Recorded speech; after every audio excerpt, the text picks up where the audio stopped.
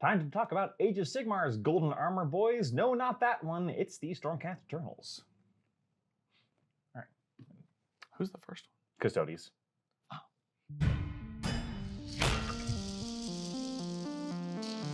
Okay.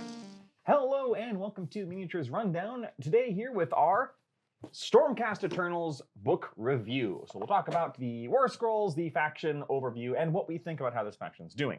This is our second book review. We've talked about Skaven before, over there.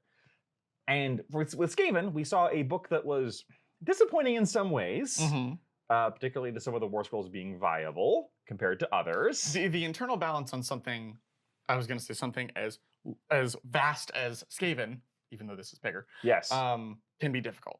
Well, the bad news is that the internal balance on this one isn't much different. Correct. But let's get into that. Let's start out with their actual faction traits. Number one, you still have the same rules you did before, which is the actual movement is Celestial Realm and Scions of the Storm. Yeah. They're keyed a little differently because they are now abilities. Remember, everything is an ability in Age of Sigmar now. So you have the ability Celestial Realm, which is if you have more friendly Stormcast Eternals on the battlefield than there are in reserve, you may set up a Stormcast Eternal in reserve. So this is not the same as Skaven, which we talked about. You still have to have half or more of your army starting on the field. You set them up in reserve in the Celestial Realm. It used to be called in the Heavens, but now it's the Celestial Realm, which, whatever, it's the same thing. It is the same. And then there's an ability during your movement phase. You may pick a friendly Stormcast Eternals unit that is in the Celestial Realm and then set them up anywhere on the battlefield more than 9 inches from all enemy units. This is not once per turn, so you could drop all of them in the same turn. You can wait for some to be turn 2 or 3. Or it's not a core ability, so you can just, you can Thunderstrike everyone in. You can do it turn 1. Yep. Because this is not 40k. There's no turn 1 deep strike. Scoring and deep strike on turn 1. And spoiler, if you're playing Stormcast Eternals, you're gonna have to do that. Yes, definitely. Just walking across the board with your speed 5 is not gonna do it. No, you are not a fast army. So that's your bread and butter. You also have Heaven Sent, which is your recursion ability, which is new for Stormcast. It is. So this is all in respect to 4th edition. Very similar to Skaven. This is like the index. There's a lot of stuff that's the same. There's some stuff that's different. So keep that in mind. They do have a recursion, which is you pick it is unfortunately costs a command point. It's once per game. It shouldn't have cost a command point. Whatever. Once per battle in your movement phase. Yeah. You get to pick a non-unique Stormcast infantry or cavalry and that has that started with 2 or more models. Yes. That has been destroyed. You set them up back on the battlefield with half the number of models rounding up, more than 9 inches away, blah, blah, blah. So it is once per game, reanimate a unit. No heroes. No heroes. Monsters. So this should be mentioned that it is cavalry, so you can do the Paladors, which is kind of cool. Yes, we'll talk about those. That's one of my war scrolls I've highlighted, is the Vanguard Paladors. They're probably your best target for this. Yeah, like bang for your buck wise, But because you can set them up anywhere on the battlefield more than 9 inches units, there is some shenanigans here you can play where if somebody kills a Liberator unit at the wrong time, you could go drop them in your opponent's deployment zone. Or on an objective that they're not guarding. Exactly. You're just like, now's a good time. Boop, on an objective. So be flexible with this. It's a great ability. Skaven has, these 2 books have very, very similar identities. Like there's a lot of movement and deep striking and blah, blah, blah. It's just Skaven is more restricted because is more numerous, but more restricted. Yes. Whereas this is like each unit gets once per game, 1 reanimate, but anywhere. Whereas because Skavens reanimate, you can only do at the end of your turn, like next to a gnaw hole, blah, blah, blah, blah, but they get 1 every turn. Well, you only get to pick 1 unit once per game. Yeah, no, I know, but Skaven doesn't. So that was the more the unrestricted the amount of time. Skaven gets all the gnaw holes. But all they want. Whereas Stormcast, you get 1, so you got to make it count. You got to make it good. And the last thing they have is finest hour, or colloquially, the best day ever. Yep, best day ever. Once per turn army, your hero phase. You pick a friendly Stormcast unit that does not use this ability this battle. For the rest of the turn, add +1 to wound rolls and +1 to save rolls for that unit. So unfortunately, it doesn't work in your opponent's turn because it's your turn until the end of the turn. But best half day ever. Yeah, so it's no longer, you can no longer use it proactively to like give yourself a save buff. But you also get 1 every single turn. You're gonna pop it on the guy that's gonna need to deal the most damage, and probably take a hit. And it's also not hero restricted anymore It's because it not. used to be a Yep. hero ability. Well, it also used to be literally everybody in the game could do it, Yes. but only heroes. Yes.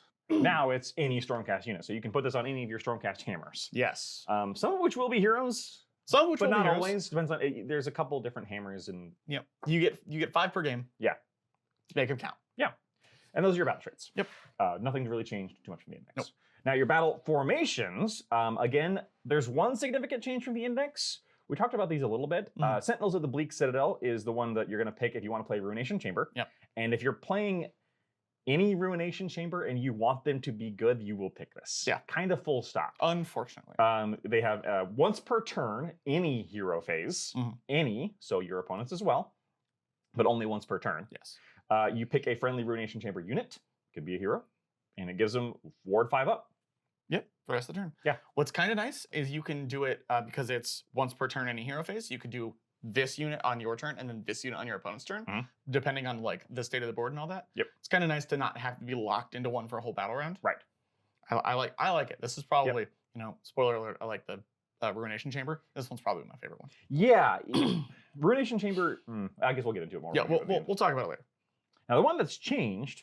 Yeah, the Thunderhead Host, which is the Warrior Chamber one. The Warrior Chamber is like, I don't know, 60% of the battle. Well, this is the the Best warscrolls in Friends here. Forever one because it's Warrior Yeah. Chamber, which is by default going to be a chunk of your force Yeah. unless you were playing very specific because it's kind of most of your arm, like It your is. scrolls. But they only get the benefit if they're here near a non-warrior chamber. Right. You're probably not going to play pure warrior. If you do, you get no benefit from this at all. No, you don't.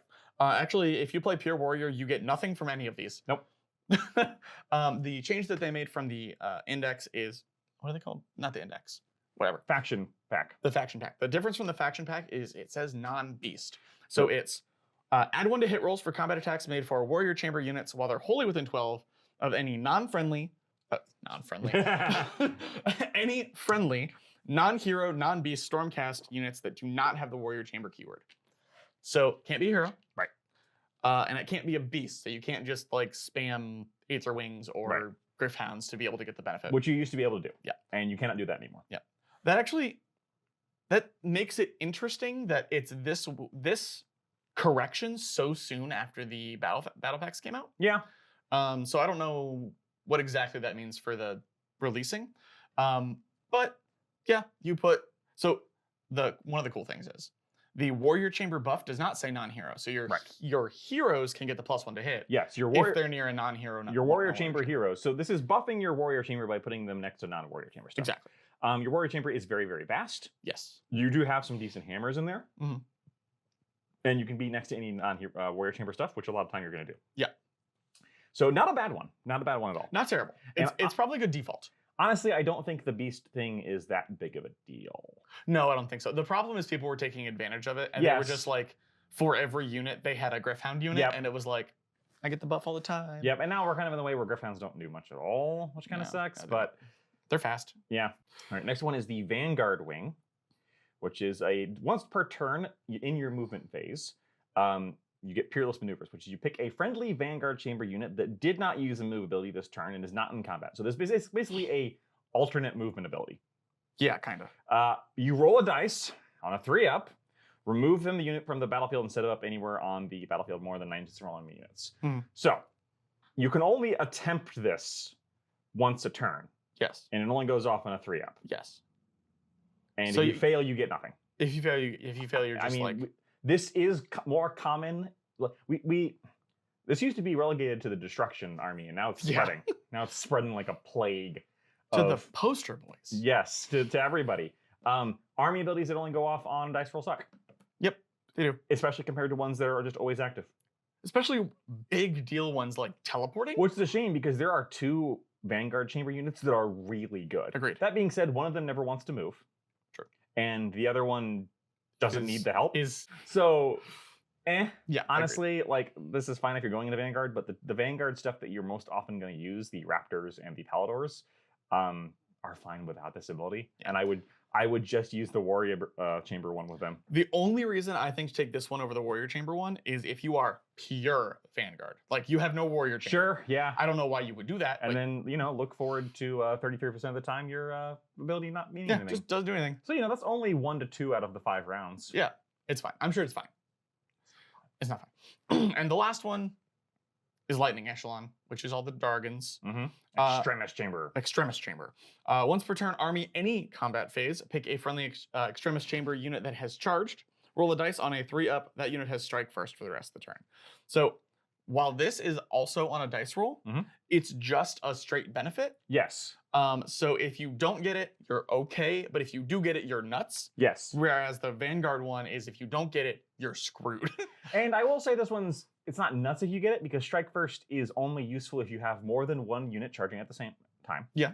Now, or if they have their own strike first and you're trying to negate it. I will say that if you're playing dragons, Extremis Chamber is, ABCs, always be charging. Yes. Dragons don't like to stay in combat, even with the sword build. They like to charge and keep moving.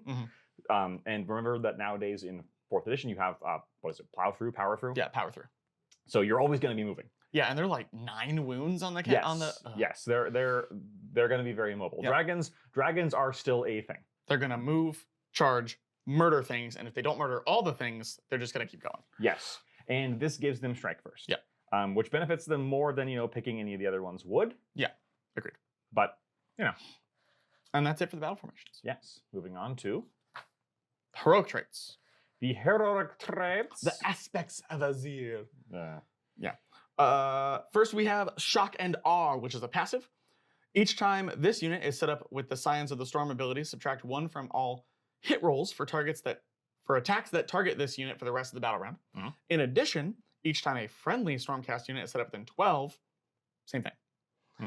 So basically, it is a big 24-inch bubble of when you come down from Deep Strike, -1 to hit. -1 to hit him for the rest of the round. Which is pretty darn good. So the issue here is it's for the rest of the battle round. So if you're Yes. going second, it is only until the end of your turn. Which is kind of sucks. It's kind of annoying. Yeah. I feel like they should change that. It Make should it be until your next turn. The or beginning of something. your next turn. Yeah. Until your next hero phase. Yeah. So it's really strong, but it's kind of dependent because of that. Yes. Yeah, I agree.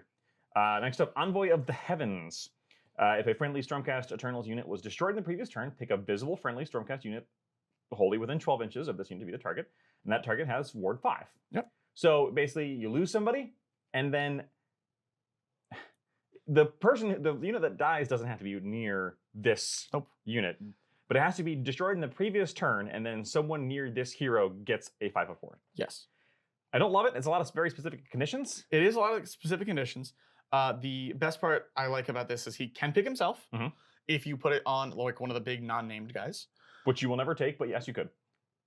You could take the non-named Dragon Man. I don't remember his name. Oh, the Knight Draconis? Knight Draconis. Yeah, he's probably the only one who would, honestly, he's probably the one who would benefit the most from these. Fair. So being able to like give yourself a 5-up ward just every turn is not terrible because you're going to lose stuff. You're tough, you're not that tough, you're going to lose stuff. No, and Age of Sigmar, damage in Age of Sigmar is insane right now. Yeah. Stuff does not live. And It's a very clear bell curve, but it's kind of like upside down. It's like most things won't deal a lot of damage, but the stuff that can deal damage will kill anything they touch, period, end of my sentence. Yeah, and unfortunately that really hurts Stormcast because you're supposed to be durable and you're not. Yeah, you get hit by a 6-man Vanguard unit fully buffed, you're dead. Yeah, everything in the game is dead. Yeah. But it's a nice little bonus. Yes. And last for the heroic traits is Staunch Defender. While this unit is contesting a objective in friendly territory, add 3 to the control stores for friendly Stormcast Eternals units that are contesting that objective. This is my least favorite one. Yep. It's very boring. It's only in your home territory. And it's +3 to control scores, which isn't necessarily going to give you the objective.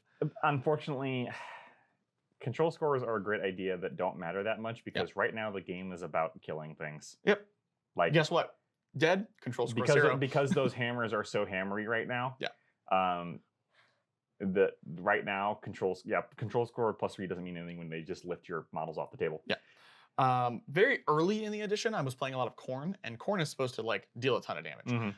There were multiple times where I charged for the Bloodthirster and didn't kill my charge target. I was like, oh, like damage is, it looks really good, but damage is like kind of evened out. That is not true. It just turns out that Bloodthirsters aren't the thing that's supposed to be dealing damage. Yeah. Yeah. So yeah, they're just gonna lift your stuff. Like this one's bad. Yep.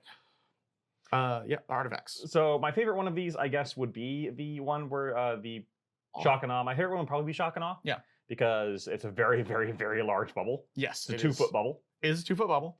You're -1 to hit's always good. and you can put it on a non-important hero who is just going to be nearby the action. Yep. You strike them all within a 24-inch bubble. They all get the benefit. Like a Knight Vexillor. Knight Vexillor. What's the super generic guy with the new cloak? I don't remember. Oh, the Quester? Yeah, the Knight Quester. Well, you'll never bring him, but yes, No, you could never. do it. But yeah, it can go on somebody unimportant, whereas the Envoy of the Heavens kind of has to go on someone in the fight. Yes. So yeah, I understand where that's coming from. I like the ward myself just because I like that one is also nice. The toughness aspect of being able to put it on anything around him. I like that one. All right, artifacts. You have, first off, the return of the Mirror Shield. This unit cannot be targeted by shooting attacks unless the attacking model is within 9 inches. No other qualifiers. End of story. Fantastic artifact. This one's great. Yep. Again, we talked about the non-unique monsters. The Knight Draconis loves this. Knight Draconis. Oh, you know, because a lot of those hammers are shooty, and he doesn't care. The other thing is, if this is on a support unit that is going to stand in the back, they're never going to get like shot. a Knight Vexillor. Like a Knight Vexillor, like the guy with the skull mask and his own skeleton. Lord Relictor. Lord Relictor. I play this game. I play this faction. How do I not know the 38 different heroes that are in it? Frustrate your enemy Zales with this one weird trick. Guy holding a mirror. So yeah, you stand him in the back. He's going to be casting priesty stuff and casting spells and never be shot. Yep. So you could either put this on someone you want to be close to the action so they don't get shot, so or you can put it in the back. Yeah, it's great. That one's fantastic. Yep. The next one is the Null Pendant, which is only once per battle. End of any turn. Pick an enemy unit in combat with this unit to be the target. Subtract 5 from the target's control score for until the end of the turn. So this one does have some use because it's like sometimes you can't kill something. Yeah. And in Stormcast is going to be a lot of the case with your heroes because they're not all really that killy. Not really. So like, oh, I can't kill you. No control score for you. I have this thing. Yeah. So it's a very like that objective is mine now. Yep. But it only works against like enemies with lots of control score that also aren't going to kill you. Yeah. Which do exist. Yeah. Especially if you have something like something that deep strikes in the back to take a home objective. Right. I say deep strike, sorry guys. In from the heavens to take a home objective, you can go, well, I'm not going to kill you, but I'm going to take that objective from you. I like that. And then last is the Quicksilver Draft. Thank you. I appreciate that. It's a Quicksilver Draft, sorry. It's Quicksilver Draft, which is once per game you can get Strike First. That one's fine. Yeah. I like it the least. It's just Mirror Shield's just so good. Mirror Shield is really good. I think that one's a good second, unless you have like a plan for the Null Pendant. Yes, I agree. Like just once per game getting Strike First, never a terrible thing. No. And then we move on to the spell lore. This was also the subject of another significant change. It was? Oh, no, sorry, not the spell lore. The manifestations were. Oh, yeah. My bad. Yeah, no, don't worry. They're all bad. Well, one of them got worse. Yeah, I know. First, we have their unlimited spell. It is inflict D3 damage. It's cast on a 5. Yep. The unique part about it is it does not have a range. Nope. It is the closest thing you can see. Yep. Period. It's just, you've been thunderstruck. So, if you have nothing else to do, just go, boop, take some mortal wounds. But you can't pick the same target twice. Yeah, you can't literally spam it. Right. Because lightning never strikes the same place twice. You also won't have a lot of use for this. Stormcast doesn't have a lot of wizards. No, they don't. There's like 4 wizards in the faction. Yeah. And most of them aren't very good or are very expensive, except for one particular model, which unit unit. Series of models that one we'll particular talk about. war scroll we'll talk about. So you're not gonna, unlike Skaven, where you can just have a lot of like incidental wizards. Yeah. Oops, all wizards. Exactly. You're not doing that with Stormcast unless you really build into it. And honestly, you kind of really have to focus on that. You still really want a caster though. Yeah, I agree. Which is what makes you're just leaving value on the table if you don't have a caster. Right. Honestly, and a priest. Yes. Well, especially a priest. Yeah. And they do have some good priests. They do. So that's Lightning Blast. Starfall, which is pick a. Oh, by the way, Lightning Blast goes off on a 5. Yes, it goes off on a 5, which is really good for a spell nowadays. Yeah, that's good. Especially again because in Stormcast you don't have many bonuses. Yep. You've got Krondus who has a +2 and is 540 points. 560 points. Oh yeah, he went up. I forgot he went up. 560 points for Mr. Dragon. We'll talk about the Dragon Brothers later. We will. It's me, Dragon Bro. Starfall, on the other hand, goes off on a 7. Pick a friendly Stormcast Eternals wizard to cast this spell. Pick a visible enemy, infantry, or cavalry unit within 18 to be a target. Until the start of your next turn, subtract 1 from the number of dice rolled. 18-inch range, infantry or cavalry, and a lot of those scary hammers, a lot of them are cavalry. Yes. Yours are cavalry, by the way. Charge max 6 inches. Yep. If you're not within 6, you fail a charge. End of my sentence. 18-inch range means you can be within charge range. So 12 inches and go, no. This is a wonderful spell. There's a reason this is cast on a 7. It's really good. It's real good. And a 7's not great. 7's not great. But it's not bad either. Yeah. This is one of the reasons you want to bring a wizard, not just for the anti-manifestation duty. Agreed. My pick for my favorite personally, but yeah. And last one is Thunder Shock.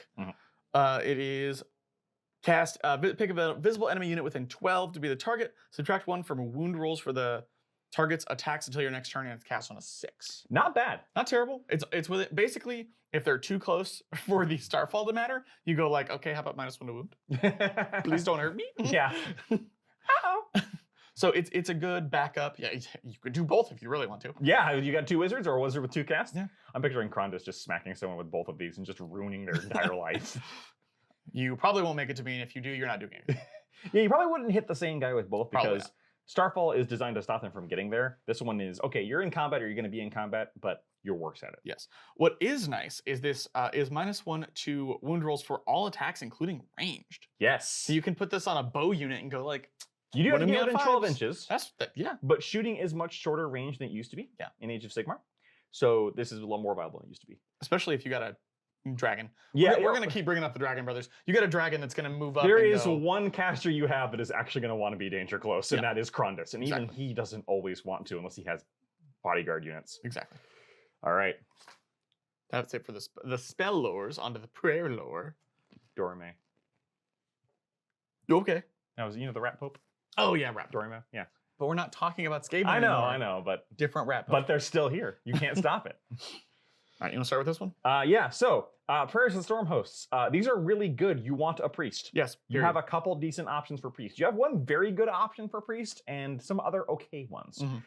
First off, you've got Blessed Weapons. This one goes off on a 6. Which is pretty high for a prayer. It But is. you can bank points and There's a all that. reason why. Yep. Pick a visible friendly Stormcast Eternals infantry unit, wholly within 12 inches. Add 1 to attack's characteristic of the target's melee weapons until the start of your next turn. +1 attack, one of the best buffs you can give a unit. For a whole until the start of your next turn. Yep. So last through your opponent's turn. If the chanting roll was 12 up, this ability affects all visible friendly Stormcast Eternals units wholly within 12. Ooh, that's juicy. Oh, that is. And if that's the wonderful thing about this is you're really banking for that 12 up because then it goes from just infantry, and you do have some hard-hitting infantry to everybody. Yep. Everybody within, again, a 24-inch bubble. If you can get to the point where, I mean, honestly, the whole everybody thing is irrelevant. Yeah. Like, because really you're only going to have one unit that you actually care about this going off on. It's going to be your hammers unit. Yeah. Which very often in Stormcast is not going to be infantry unless you're playing Reclusians. Right. But having this ability to go off on your Paladors or something like that.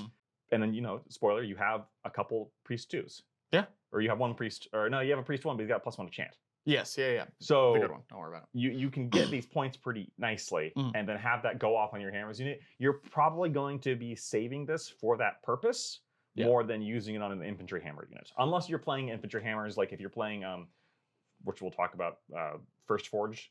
Yeah. And then all you have is literal hammers as your infantry. Yeah, fair.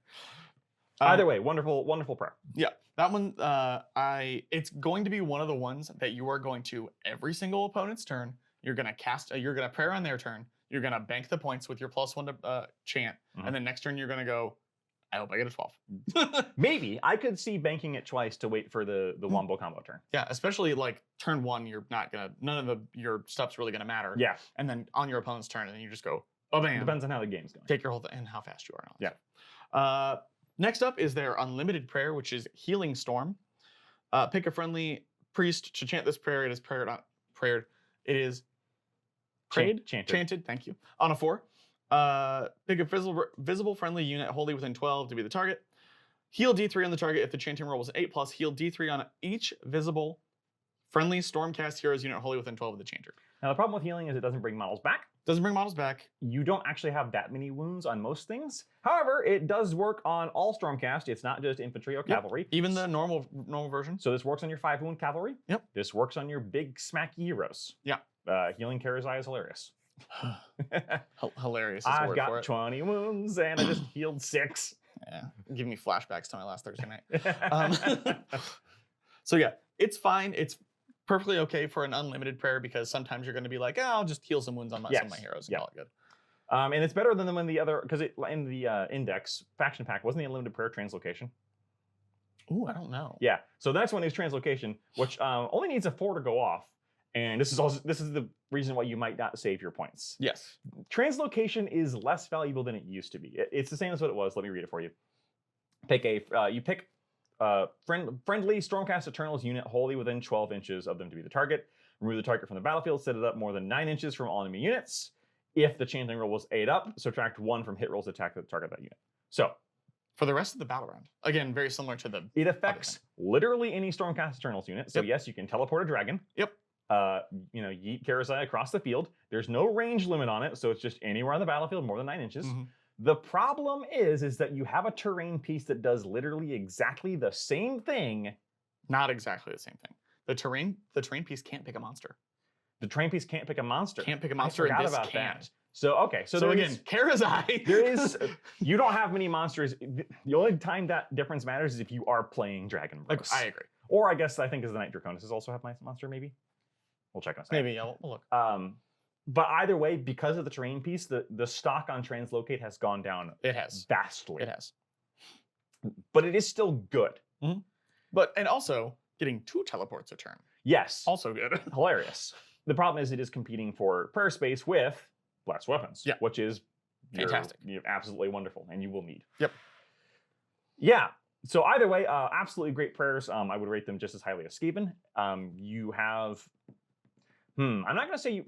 I think you have equal options for priest for Skaven, because Skaven has 1 good war scroll that is a priest, and you have 1 good war scroll that is a priest in Stormcast. Yeah, that's about right. Yeah.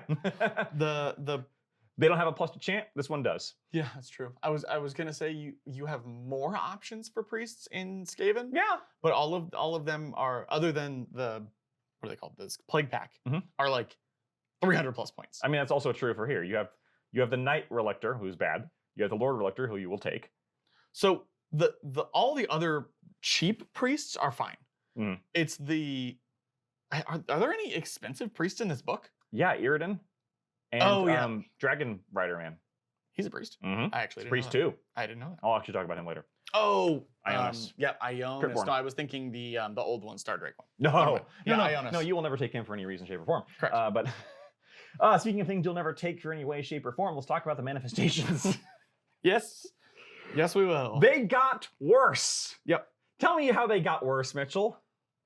They've sold enough of them. They don't need to sell anymore. No, I said how. Like, in what way did they get worse? Oh, Everblaze Comet's cast on an 8 for some reason. Everblaze Comet, which was already terrible. Yes. Here's what Everblaze does. Picture. It has abilities Arcane Disruption. Subtract 1 from casting rolls for enemy wizards while they're within 12 inches of the manifestation. So they'll just walk away. Yep. Oh yeah, it doesn't move, but it doesn't have a move. It doesn't move. And in the turn you summon it, and only the turn you summon it, you roll a d3 for each target on 2 up, inflict an amount of mortal damage on this target equal to the roll. Yep. So you get d3 mortal wounds, then -1 to cast in a 24-inch bubble. 24-inch bubble does seem pretty big. Within 6. 12-inch bubble. Within 12-inch bubble? Yep. Within 6. No, that's for the damage. Oh, that's what we were talking about. Oh, sorry. No, the damage is within 6. Subtract 1 from casting roll. No. They're just gonna walk away from that. Well, I mean, it's 12-inch bubble is pretty big. That's 24 inches. The problem is it's not that, like... -1 to casting. It's not good. It's not good. Why is it on an 8? It's on an 8. It has a 4-up save, but only 5 wounds for some reason. If it still did the damage pulse, yeah, I would understand. Like every turn it pulses damage. Which is what it used to do. Instead, this thing just sits there. And then the Vortex is just also, I mean, it's also bad. It's just it's a melee thing. It's crit auto wound, 12 attacks, 4 wars, 1 random, 1 damage. It's got Tornadoes of Magic, which is -1 for hit rolls for shooting attacks while they're within 12. Here's the thing. In a vacuum, these aren't bad, and we haven't reviewed the other manifestations yet. It's just that the other manifestations are way better. Are way better. Like, compare the Everblaze Comet to the Purple Sun, to Krondys. From everything from, yeah. You mean Kronspine? Kronspine. Yeah. Yeah, Kronspine. Kronspine. The other ones that are cast on an 8 are nuts. This is fine. Yeah, like, The only good one is the Dais. and even it's not. Even worth then, it's not taking. great. It's not worth taking. The Dais just gives you basically ward 5 up, fly, and +1 power level to a wizard. Yeah. So you put an infantry wizard on it, which unfortunately the only wizard you're ever going to be taking can't go on this because it's a unit. Yeah, that's the problem. And it gives them an 8-inch move, ward 5 up, and +1 to their casting, which is +1 to power level. This just occurred to me. You What? have literally one infantry unit, infantry hero wizard. Oh yeah, 100%. It is just literally the Knight Arcanum. Yes. That's all you have. Unless you go into the legend stuff, Which the I'm stuff not in talking this, about the that. stuff in this book. Yeah, you're right. So this Anyway. goes on the Knight Arcanum. Knight Arcanum and nobody else. Anyway, they're bad. They're bad. While we're here, we'll go ahead and talk about the Stormreach portal. We already talked about this during our very much shorter Stormcast video on the new releases. Mhm. It's terrain. It's good. It's a tax by GW to make you buy terrain because Yep. it's free. For Stormcast Eternals especially, it's fantastic. It teleports you. I'm surprised they didn't have one before. It's relatively tough as well. 12 wounds on a 4-up save is not anything to be sneezed at. I personally think it should only be able to be damaged by things with the artillery or monster keyword, but that's a me thing. I Yeah, don't think again. running up to a stone building with a sword means anything. I'm sorry, I saw Monty Python. You can see Lancelot in the background stabbing the castle. It doesn't mean anything. We should do a test. We should build this in real life, and then get real swords and see how long it takes to break this down. We could just go to the park and start hitting the concrete and have the same thing happen. Spoiler alert, you're gonna get arrested first. Yeah. So save on a 4+ and 12 wounds. It's decently tough. You're gonna put it in your back line relatively, and then use it later to put something up on the Yeah. board. You're gonna deploy it fairly aggressively because 12 wounds on a 4-up means that, it's not gonna die to incidental damage. No, it won't. You have to dedicate something to it. Yes, any hammer is going to blend this. Currently in Age of Sigmar, there's basically no such thing as defensive enough. No. Nope. If your hammer, again, we just said this. If your hammer is strong enough, it will kill whatever it charges. With the exception of Night Haunt, I think are the which is one of the reasons why they have a 68% win rate right now, is because they're one of the few things by virtue of Ethereal that can mess with that equation. They could just stop it. And even they aren't immune to it. Anyway. Can move on. That's the manifestations, don't buy them. All right, the War Scrolls. I literally had them on order, and then I read the book, and I was like, never mind. Hey, eventually, you want to buy some of my manifestations? No. What if I paint them for you? Maybe. I really don't like painting. They look amazing. Yeah, they look great. so cool. All right. So the War Scrolls. We will not talk about every single one of these in detail. We don't have 35 hours. I mean, we do, but you wouldn't watch it, and my voice will get broken before then. So some of them we're just going to skip over. Yeah. Like, for example, the first one in the book, the Selson Prime. You're not going to take him. Do you remember the old school Stormcast where he was the centerpiece and he was the coolest thing you could possibly take? I got new models to sell, man. He's bad now. Galmaraz sucks. Galmaraz sucks. He's not bad. It's just that other things are better. When he drops in, if you drop him in a later round, he will absolutely ruin. He becomes one of those terrifying hammers. So he no longer gets better depending on what round it is. He only can teleport closer. Oh, right. Last edition, his weapon damage got higher. Never mind. Never mind. Yeah, he's bad. He's bad. Especially because he's opposite page from everyone's favorite 2-winged angel, Yndrasta. Yeah. Yndrasta is a very particular lady who ruins very particular people's days, Yes. and those things are monsters. Yndrasta is not fantastic outside of fighting monsters, to be bluntly honest. Yeah. She's fine. She has 7 attacks at 3 damage. Yeah, she's fine. She's just very expensive for what she does. Yeah. 340, I think, is her points. Yeah, 340 points. So she's very expensive. She does have a 3d6 charge. This was the first thing they showed for Stormcast. And we were all like, oh. Yeah. And she's still very, Yeah. but- She's maybe not the most competitive choice, but she might be. The problem is that monsters aren't hot right now. Yeah. Except for big named enemy hero monsters. And she will ruin those people's day. Yes. Because of her. First off, let's look at her damage profile. She's got Thengavar in both melee and ranged form. Ranged, it's 1 attack, which is yeah. 12 inches, 3s and 2s, 2 rend, 4 damage, anti-monster +1 rend.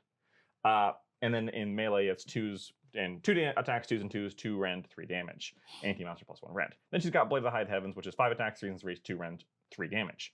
So the big things she has is, first off, she's got 3d6 charge. Yes. Which so she's going to come in from the heavens and almost guarantee and probably get there. On average, you roll a 10.5 on 3d6. And you can reroll because this is Sigmar. With a command point. Yeah, with command point. The big thing is that she has double damage against monsters for the Thunderbolt attacks. Yep. So that goes up to an 8 damage ranged attack and 6 damage melee attacks. For Thunderbolt, yeah. And, she's got 3s and 2s on the range attack, which I don't love 1 attack things, but giving her all out attack is not a bad idea to make that a 2 and 2. That's true. And then her Vengavar spear melee is 2s and 2s. And if you've given her all out attack, it's 2s and 3s for the blade. Yep.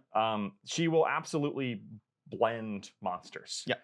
Now, there aren't a lot of incidental monsters in the game right now. So the issue with that is you are correct, except for the ones that are absolutely mandatory. Except for the ones that are. That seems kind of silly to say. Which we are about to get to on the next page. Right. Some of them. But also Bellicor. Yep. Big hero monsters are still out there in force. Yep. Big faction centerpieces. Belthanos, Alariel. Yep. Alariel. Oh God, who's the Zinch one? Kairos or Lord of Change. Kairos Fateweaver is in literally every single list, and he will die to this. And half of the time, you bring another Lord of the Change in the list with Kairos too. Yeah, so she has 2 targets. And she will make her points back if you can get her there. And with a 9-inch drop and a 3d6 charge, you force your opponent to play very differently. Yes. The other thing she has is Dazzling Radiance, which is ignore negative modifiers to control scores. She's control 2. Yep. So she's a War Master, so she has to be your general if she's in your army. And she also has a ward 5 up now. Yes. Which she did not in 3rd edition. She's got a ward 5 up, which is amazing. She's 340 points. Her regiment options, she can bring a Stormcast Exemplar, which is either the Knight Vexillor or the Knight Quester. Yeah. Vexillor's not bad. We'll talk about him. Vexillor's not bad. The Quester's really bad. Yes. And then she can also bring any Stormcast Eternal in her regiment. So she's one of those ones who unlocks everything. Yep. I rate her highly. I think she's great against certain things. I do too. Against other things, meh. But even against those things, her ability to drop where she needs to and deal enough damage will get you use out of her. I think against a monster, she will blow most monsters away. Barring I put 700 points into this monster, please don't kill it. Even Archeon has a bad day if you get... the hard part is getting through some of those ethereal saves. Yeah. But with her normal damage profiles, even if it's not a monster, as long as it's not the Anvil in their list, she'll probably deal a ton of damage to it. Yep. Rend 2, 3 damage, 7 attacks is a lot. Yes. So she will deal some damage. Does she have what keywords does she have as far as monster? Does she have a monster as well? She's infantry. She's infantry, which is hilarious. That is hilarious. Now she's only 8 wounds though, right? She's only 8 wounds. Yeah, she's not survivable. No. And she doesn't have any army buffs. This is all she does. Yep. She is a hammer. She comes down, she murders target monster, potentially murders target unit, and then she might die. But if she's already down, you can bless weapons her. That's true. You could give +1 attack to Vengavar. Which I rate very highly. Yeah, me too. Because now you're throwing 2 8-damage spears at Archeon. Wait, does it? It doesn't buff range. Oh no, sorry. You're throwing 6-damage spear attacks at Archeon in melee. Yes, that is. Dodge this. Exactly. No, I rate her pretty highly. Maybe not the best choice, but a really fun one. She's in my first list. I'm going to try. I have not played this faction yet, unfortunately. All right. But yeah, she's in my first list. And then we get to the Mario Brothers. Mario. See, this one's already red. He's kind of green. Mario, and Krondus Mario. So Krondus and Karazai. Krondus. We'll start with Krondus. He is a whopping 560 points. Yep. And he deserves every single one of those. He points. unlocks all regiment options. Got a 12-inch move, 20 health, and a 5-up control score with a 3-up save. He has no ward. He does not have a ward. So he's really actually about 165 points more than that because for the unit of Praetors that you absolutely will have with him at all times. We'll talk about Praetors later. Now, for that, what do you get? Well, his breath attack has changed. It's no longer mortal wounds. It's a 1 attack, shoot in combat, 2s and 3s, 2 rend, D3 plus 3 damage. It's one real big flamethrower. But it's only 1, and I don't... It's only 1 shot. I hate 1-shot attacks. I agree. I hate M&M attacks, But his melee is he's got Apex Maw, which is 4 attacks, 3s and 2s, 2 rend, 4 damage with anti-infantry +1 rend. Infantry blobs are a thing in this edition. This absolutely murderizes them. That does degrade. He goes down to 2 attacks if he gets more than 10 wounds. Yeah. He also got Drake Lord Talon, 6 attacks, 3s and 2s, 2 rend, 2 damage. His big reason though you bring him is that he's a caster. He's a wizard 2. He's a wizard 2 with a +2 to casting rolls. Now that does not affect banishment. It does not. And I don't believe it affects summoning rolls either, does it? Or is it? No, that's still a cast. That is still a cast. Yeah. So he's got +2 to casting rolls. So this guy is going to get your spells out. Yep. He's the best caster you have. He'll put that Everblaze Comet down, I promise. Yeah, he will, and then cry himself to sleep. He's got his own spell, which also goes off on an 8, but that's really a 6. Pick an invisible enemy unit within 18 inches. And then you pick one of the following effects. You can either subtract 1 from hit rolls, subtract 1 from their rend, or subtract 1 from save. All of those are absolutely fantastic in a given spot. Amazing. The -1 to save is just basically giving you another rend point to everybody who touches them. 18 inches is a long distance. You're probably going to use that spell a lot, and then one of your other spells. Yeah. So my guess would be the -1 to the save is not going to be used for the thing he's fighting, since he's already rendered 2 or 3. But on something else, I could say. I mean, sometimes sometimes there are save stacking, right? Sometimes something comes up. Sometimes you're fighting annihilators with their 2-up saves, and you just really want to get to rend 4 because you know what? I hate those. Yeah, I hate them. Then he's got a rampage, which is pick an enemy unit on a 3 in combat with him on a 3-up. They can't use commands. Yep, which is fine. So Krondys is absolutely viable, more so than he was last edition, I would say. Agreed. He also, he's a good regiment choice. He's a war master, but he unlocks everything. He's literally a quarter of your army. Yep. And he's a quarter of your army that does not have a warded save. You cannot, built in. You cannot stress enough that you have to bring the Praetors for this guy. Yeah. Basically, any of these big monsters. We should talk about the Praetors sooner rather than later, just because of that. We'll talk about Karazai next. So any of these big monsters, the Praetors are basically required because, they don't have a ward. They don't have a ward. Karazai, on the other hand, is mostly the same stats. Yep, he has the same exact ranged weapon. He has the same exact melee weapons. Oh, he does? The only differences are in his abilities. Yep. So, first off, he is a whopping 80 points cheaper, unlike last time. Yep, and he's not a wizard. He's not. Well, which he's is probably the reason. No, yeah, he's 480 points as opposed to 560. And for that, you lose all wizarding. Yeah. Which is very, very valuable in this edition, and more so in Stormcast, where you don't have good wizards, except you have one very good very cheap wizard, which is why I actually like Karazai more than Krondys. I agree. He is cheaper, and honestly, if I'm gonna choose between a priest and a wizard, it's probably gonna be a priest. I'm always I'm always Team Scar more than Team Mufasa. Really, just not. All right, really. we're gonna fight. Hang on. Well, no. Stop the camera. Hey, Jeremy Irons is fantastic. Okay, fair enough. So the big thing in Karazai is he's got 3 abilities. Number 1, he kept Ancient Master of War from last edition. Krondys did not. Ancient Master of War is that you only get to pick one enemy unit now instead of all of them around you, but one enemy unit in combat range gets -1 attack. Sucks to suck. Yes, it is very strong to give -1 attack, especially when you stack that with the bodyguard ability you get from the not what war General's Handbook. General's Handbook to give another -1 attack if you're near your general. You could stack, but you probably don't need to. If you give -2 attacks to something, Karazai is probably not going to die. I don't care what it is. You can ruin Varangard's day by going -2 attacks. And it's like, you have 1 attack, you literally can't kill me. He's also got a wonderful horde clear, which is Tail Sweep. Roll a dice for each model in the target unit. For every 5 up, get 1 mortal. That was also their last edition, but its stock has gone way up because hordes are more of a thing. Clan rats hate this one neat trick. Yes. Swamp. And then finally, instead of bracketing, like good old Krondys does, who, when he gets 10 wounds, loses 2 attacks on his big jaws, when Karazai loses 10 or more damage points on him, you get +2 to attacks of all your melee weapons. This is Scarbrand's thing. Leave it in corn. This is Scarbrand's thing. He is Karazai the Scarred. Scar-branded. Yeah.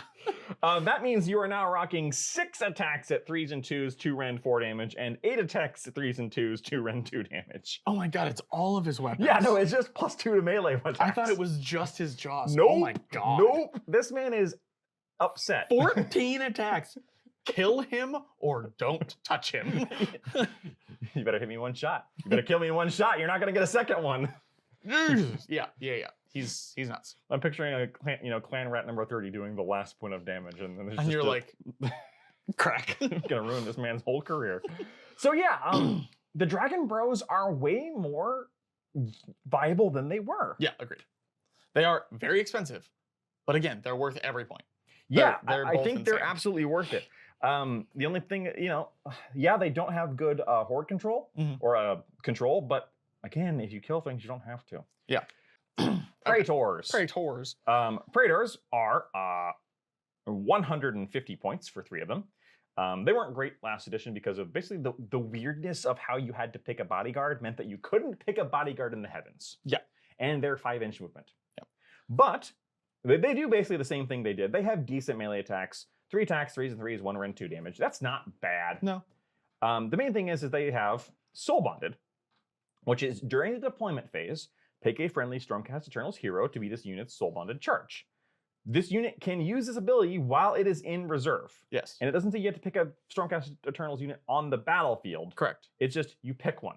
So you can now pick Karazai, who is in the heavens, with these guys, and they can all drop at once. That was the big problem last edition, and they fixed it. Yep. And then what does Soulforge Guardian do? It's just that, well, when you're in combat range, this unit and them have 5 up ward. Yep. So those big dragons with 20 wounds, 5 upward. There's Doesn't no- say infantry. There's no damage transfer anymore, No. It's not an actual body. which is fine. I don't mind it. Yeah. But RIP, and the P does not stand for peace. It's still places, just not here. Yeah. So they're good. And the other big thing is like, well, but Karazai still has 12-inch movement. These guys have 5. So how do you resolve that? Translocate and the new terrain. Yeah. There are ways to fix that you could not previously. Yep. If Karzai is moving his maximum distance and charging, yeah, it's going to be an issue. Yeah. But these guys can run and still give them as long as they're within 3. That's all that matters. Just be within 3. Yeah, these guys, if you're taking one of the big crazy monsters, these guys are basically mandatory. Yeah. Which is unfortunate. I do think it's hilarious for a couple reasons. In the Dominion box, these guys were supposed to Soul Guardian. Soul Guardian Yndrasta. Kind of. Or one of the foot heroes. I think it was actually implied it was the foot heroes. Nah, it was Yndrasta. And the problem was always that you couldn't do it in the realm, so Yndrasta was way faster than them, and blah, blah, blah. And she'd be like, peace out. So yeah, she would just run away from him and it wouldn't matter. Also, she now has a 5 up ward, so it doesn't matter anymore. She doesn't give him anything. They double learned. Thank you. They learned I have 2 complaints lessons. about this book. That's not one of them. Yeah. Praetors are 150 points, and they're just attacks. And they're worth 150 points. They are. They're just attacks. They on all the will monsters. also hurt things by themselves, though. Yeah, they have they're not decent useless. attacks. Like 9 attacks, 3s and 3s, 1 rend, 2 damage will hurt. Yeah. Especially if they're buffed. And a lot of these And buffs following a monster. are right. They're cleanup crew. Yeah. They're also there to they sit behind the monster and stop the Vanguard charge. Yes, definitely. Die for me. Yeah. And they get a 5 up ward too. Yeah. 5 up ward, 3 wounds, 3 up save. Not terrible. All right. We're gonna kind of breeze through Iridian here. Yeah. Iridian's We witness. talked about him in the last video. Speaking of which, sorry, not correcting you. Iridian is non-binary. Really They referred to him as them. He interesting. is not a he. They are not a he, apparently. I was unaware. I completely missed that too. It was in the article. So they, all right. Iridian the witness. His attacks, Immediately. their attacks are not particularly great. No. And They're fine. They are a priest 1, Yeah. not 2. I wish there were priests too. The Ruination Chamber. Iridian is not useless. They're not terrible. Yeah. If you want to play Iridian, you play the Ruination Brotherhood. Yes. And in that one, they're still kind of attacks, Yeah. but they're way more usable and they're pretty decent. Yep. If you want to play Iridian, you play them in that Brotherhood. You do not play them outside of that. I'm sorry. Which sucks because it's a beautiful model. You could do them in the Citadels. Yeah. Which is the still Ruination Chamber focused. Just because, giving a word to stuff with your prayers, a big priest is always fun, that can get around places. And being able to do the extra healing, my favorite part is the kill a guy and run away. The problem That's is the best part. he's 330 points. He's expensive. And Yndrasta's 280. They're expensive. Yndrasta's 280. No, Yndrasta's 340. Or 340, sorry. Yeah, Yndrasta's 340. Okay. Yndrasta's 10 points more than this. And worth it. I mean, I agree, which is why they're both in my first list. Fair enough. Do not ask me. Fair enough. On the flip side of that is the Ionis Critborn, who is 12 inch movement, 16 health, 5 up control. He's not great. I mean, his ancient claws are fine. The problem is that his companion claws hit on 4s, because so dragon claws hitting on 4s kind of sucks. He himself just has force attacks 3s and 3s. That gets worse when he gets battle damaged. The fun thing about him is he can soul burn people. Yeah, he's also a priest 2. Yes, he's priest 2. That's the big thing about him. He doesn't have a buff, but he is priest 2. Mhm. He can bring any Stormcast Eternals in his regiment, which is good. His Lightning Tempest thing is basically a splashing damage buff. He's not Ruination. He is none of the chambers, Yes, actually. He's not even a warrior chamber. Nope. Well, most of the big heroes aren't. Well, all of the other ones are some kind of chamber, like Karazai, and those are Extremis. Ruination. Like, all of the big ones are something else. Apparently, he actually got kicked out of it. Really? Yeah. So Soulburn can do some pretty decent damage over time. If you're a Tzeentch player, you know exactly what he does. Yep. He's not a beat stick by himself, but he's not the worst. And We should probably say what Soul Flames does. Soul Flames does, which is it hits somebody with a dot, basically, damage over time effect. You hit somebody, and with the range attack, it gives them Soulburned. Pick any number of Soulburned enemy units to be the targets. Roll a d3 for each target. On a 2-up, inflict any amount of mortal damage on the target equal to the roll. Yep. The only way to get rid of that is to use some kind of healing effect. Nope. What do you mean? You can't get rid of it, ever. No, they FAQ'd that. They did? No, not in this. FAQ specifically calls that if somebody has some kind of effect like that and you heal them, it gets rid of it. No. Nope. That is not a universal ability. It is not? It is for Tzeentch and Nurgle, it says it on the thing that if they heal, it goes away. Really? Yep. This lasts for the rest of the game until you die. That can be some fun with that. Okay. Which is great, because the very first thing in the declare ability is this can be used even if this unit is destroyed. So even if you kill Ionis, you're burning for the rest of the game. This fire is out of control. We're gonna burn this city. So yeah, he's very cool. How many points again? How many points do you think he is? I don't want to say 420. 400. Okay, I was a little above. 420 would be Blaze It, which would be amazing. But no, he's not. For the Blaze It with the soul burn, man. Make him worse for the means, Games Workshop. No, don't make him worse. No. 400 points is just so much. He's It's a only lot. 80 points less than Karazai. He is. I think he's too expensive at 400 points. And the reason why is because he's a priest too. yes. Which means he's your best priest. The problem is you can get a really good other priest for a lot cheaper. I think he's worth it. I like him. I like him. I don't think he's good. All right, we're gonna breeze over new Black Talon. Although I will Black say Talon and all this stuff. Black Talon, her friend Lorai is one of the ways to get a cheaper wizard, but she's not that cheap because you have to pair her with. Yeah, you have Beef. to take the whole thing, which is what, 300 something. They can points. teleport to people who aren't in combat. Yeah, they're fine. Yeah, they're. Bastion? Bastion freaking Carthalos, who Oh, it was does say that in the Yeah. up here. yeah, well, it doesn't say freaking. Bastion Carthalos, as played by Samuel L. Jackson, is absolutely fantastic. Lord Commander Bastion Carthalos. So, Bastion is only 270 points, because he's not fast. He's 5-inch movement, 8 health, which isn't a lot. Nope. 2 control and 3 up save. He has a ranged attack, which is 18 inches, 2s attacks, 2s and 2s, 2 rend, D3 damage. Some little pinky damage. Yeah, I mean, it's literally just Zeusing some thunderbolts at Yeah, people. he is. His hammer is Uskavar the Sunderer, 4 attacks, 3s and 2s, 2 rend, 4 damage, crit auto wound because Because why not? You know, I'm wounding on 2s, but I might as well auto wound. he's of course he's not a war master, which is interesting. He's not. They actually had to errata it for one of the armies of renown. It's very funny. Yes, I know. And we'll get to that.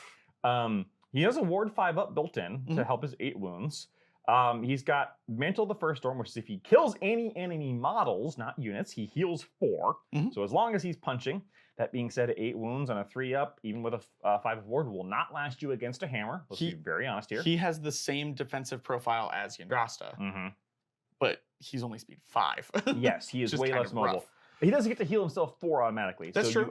You're not plinking this man to death. No. The big thing that he has, and the reason why he's so good, is 2 things. Number 1, he's got passive Voice of Thunder. Every time a friendly Stormcast unit is wholly within 12 uses all-out attack command, no command points are spent. Command points are worth their weight in gold, and all-out attack is amazing. put this guy near your hammers if you can. He has trouble keeping up with a lot of them. That's He the does. issue. It should be noted that he hits on 3s, and he can do that on himself. Mhm. So if you have nobody else to do it on, he's just choosing 2s. The other big one, though, is that Castle of Azir, during your deployment phase, you can pick up to 3 friendly Stormcast Eternals infantry units, which includes Yndrasta. Each target can use the... Sorry, I just love that. I mean, you're not This wrong. 12-inch movement. Each target can use normal move ability as if it was your command movement phase. Yep. This is not as powerful as it was. No. I still like him a lot. Mhm. I think he only does really, really well in his Army of Renown. That's fair. Because the free movement, though, especially for you, who is slow, is really good. Yes, agreed. So I like him a lot. Plus, he's an amazing model. Yeah, the model's great. And it's just really funny to just imagine this guy walking casually up the field and smacking you with a hammer the size of your head. Welcome. Vanus Hammerhand is not good. Nope. Garda's Steel Soul is not nearly as important as he was because he used to be the only way to kind of like deep strike in a ward. Now you have to charge with him, and there's other ways to do it. Yep, for cheaper. Tornus the Redeemed we talked about already. Yep. In our review. He's fine. He's fine. Now that the points are out, he's 330 points, which is a lot. Yeah. Oh no, he's 320. He's no 220. He's 220. What the heck are you talking about? He's 220 points. The big thing for him is that first off, I like that he has control score 5. Yeah, he has the same control score as Karazai. Don't ask. That's because he's got a light. Yeah, he's like. As we already talked about, like his thing is that he really needs to work well with Ruination Chamber. He is a support unit for Ruination Chamber that can deal some damage. He's just a lot of points. He's a lot of points. The other problem is he's a lot of points and he only unlocks Ruination Chamber. I don't understand that. No. Because even the last one we just talked about, Action? Nope. Iriden Mhm. has Ruination and Warrior and can take an extra guy. Yeah. Tornus, just Ruination. Yeah, which is the problem. That's a little dumb. I don't- Only 2 units he can take. Seeing his points now, I do not like Tornus. I'm sorry. Yeah. Just full stop. Yeah, he's rough. Lord Celestant. You won't bring him. Nope. He tandem fights with +1 to wound on a Warrior Chamber infantry unit. Meh. Nope. We have an issue in Stormcast. Mhm. There's only 2 bonus heroes, Yep. and one of them is bad. That's the problem, is that there are only 2 bonus heroes, and so many of these guys will make you take an extra drop that it is not worth taking them. Half of these foot heroes should be bonus heroes. Yeah, the army building in Stormcast sucks. Yeah, it's terrible. Like full stop. Yeah. It really sucks. Lord Celestant on Dracoth, he does the same thing except for cavalry, Cavalry. the Extremis Chamber Cavalry, which does include the dragons and the Dracoths. Are they cavalry or are they monsters? Because if they're cavalry, then something we said earlier. Oh wait, sorry. I meant when I said dragons, I meant Dracoth dragons, not. Oh, I meant the big flying ones. Not big I think flight. those are monsters. I also don't know where they are. Those are Drakenith. No, they're not cavalry. They're monster. Okay. Stormdrake Guard are monster. So it includes the foot dragons, who are not bad. Yeah, they're fine. I guess we'll talk about those really quickly because Because they're basically all the same. Well, Fulminators were the absolute hot crap of last edition. Mhm. They still have a Storm Blast, which is now a one attack instead of a mortal wound roll. It's just 3s and 3s, 2 rend, 3 damage. The Storm Strike Glaive is 3 attacks, 3s and 3s, 1 rend, 2 damage, +1 on the charge. I realize I don't remember which one we're talking about. Fulminators, got it. Fulminators. When they also get impact mortals and they bounce back mortals. That's what Extremis does, is it bounce back mortals. +1 damage on the charge is pretty good. With They're base damage 2. They're not at all bad. They're 230 points. I take it all back. Yeah, they're 230 points for 2 of them. They went down to 10-inch move, 5 health. Only 2 of them? Yeah, it's 230 points for 2. I thought there were 3 man cavalry. LOL, units. no. They come in boxes of 2. Oh, I didn't even know that. Now you're thinking, which is why, and we'll talk about it when we get there, the Paladors are so much better. Yeah. So that's Drakenith in general. So basically any of the Dracothian Guard are not bad. No. But they're not the Uberhammer that they were last edition. They are a cheaper Extremis Chamber option. Yep, they're more appropriately priced than they were last edition. We'll Yeah. leave it at that. All right, back to regular schedule programming. Lord Celestin on Dracoth is therefore bad. Lord Imperatant, his shtick is that he makes it easier to deep strike. Yeah, after you deep strike, you can pick 3 units to move D3 inches. Yeah, which is not great No. because instead of going from a 7-inch deep strike, which was really cool, Mhm. because then suddenly you're in average charge range. It's now like you could go to an 8 or a 7 or a 6. So it's yeah, like, it could be better, and it's statistically going to be a 7, but it also could be worse. Yeah. He's also 150 points, and again, takes an entire flipping regiment. He should be a bonus hero. He Right. is literally only there to support your drops. Yep. Lord Relictor, on the other hand. We talked a lot about the Lord Relictor. Our opinions haven't changed. The only thing that we can say now is that his points are only 130 points. You look at him and he looks really boring. You will. But he's a really good. He's a priest. He's a priest 1, but he's a priest 1 with a +1. Yep. And that's it. That's all you need to know. Nothing else matters. For 130 points. You are going to bring a drop for him, and it's worth it. Yeah. End of story. Yeah. Because you want those prayers. Knight Arcanum is your only foot hero mage that isn't named or a unit. I'm not even sure there's a named one, is there? Yes. Lorelei. Yeah, Lorelei. Lorelei. Lorelei's a real name. Lorelai's the fake one. Fair enough. Yeah, so the Knight Arcanum, because they killed off the Sequitors and all the various Lord Evocators. Yeah. All of the other wizards in the faction for some reason. Knight Arcanum is literally all you have. Yep. You get +1 to casting when you summon, and +1 to banish. Which is good, because manifestations are a really big deal right now. They are. She also has the no touch me rule. So manifestations cannot pass through or end any move within combat range. Mhm. So that's a 3-inch bubble around her, so it's 6 total. That's okay. It's kind of short. She's also got a ward 4 up against damaging his manifestations if they do manage to get near her. Yeah. Against mortal damage inflicted. Yes. Interesting. For 120 points, that's not bad at all. No, it's not terrible. It does take a drop though. It does. And the main problem with her is that you are competing for space with the other wizard option, who does not take a drop. We'll talk about that now. And drops are so incredibly important that if you want to take a wizard, you are taking the Storm Coven. Yep. We hinted at this already with the last book. The points solidified it though. 210 points. Yeah. Which is a lot.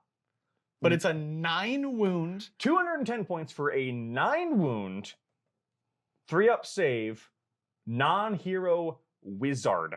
Yeah. So we talked about this when we were talking about Skaven, that the plague pack is a non-hero priest. Mhm. This is the same thing, but for wizard.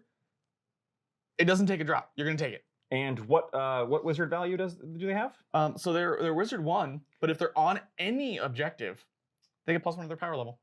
210 points for a non-hero foot 9 wound wizard 2.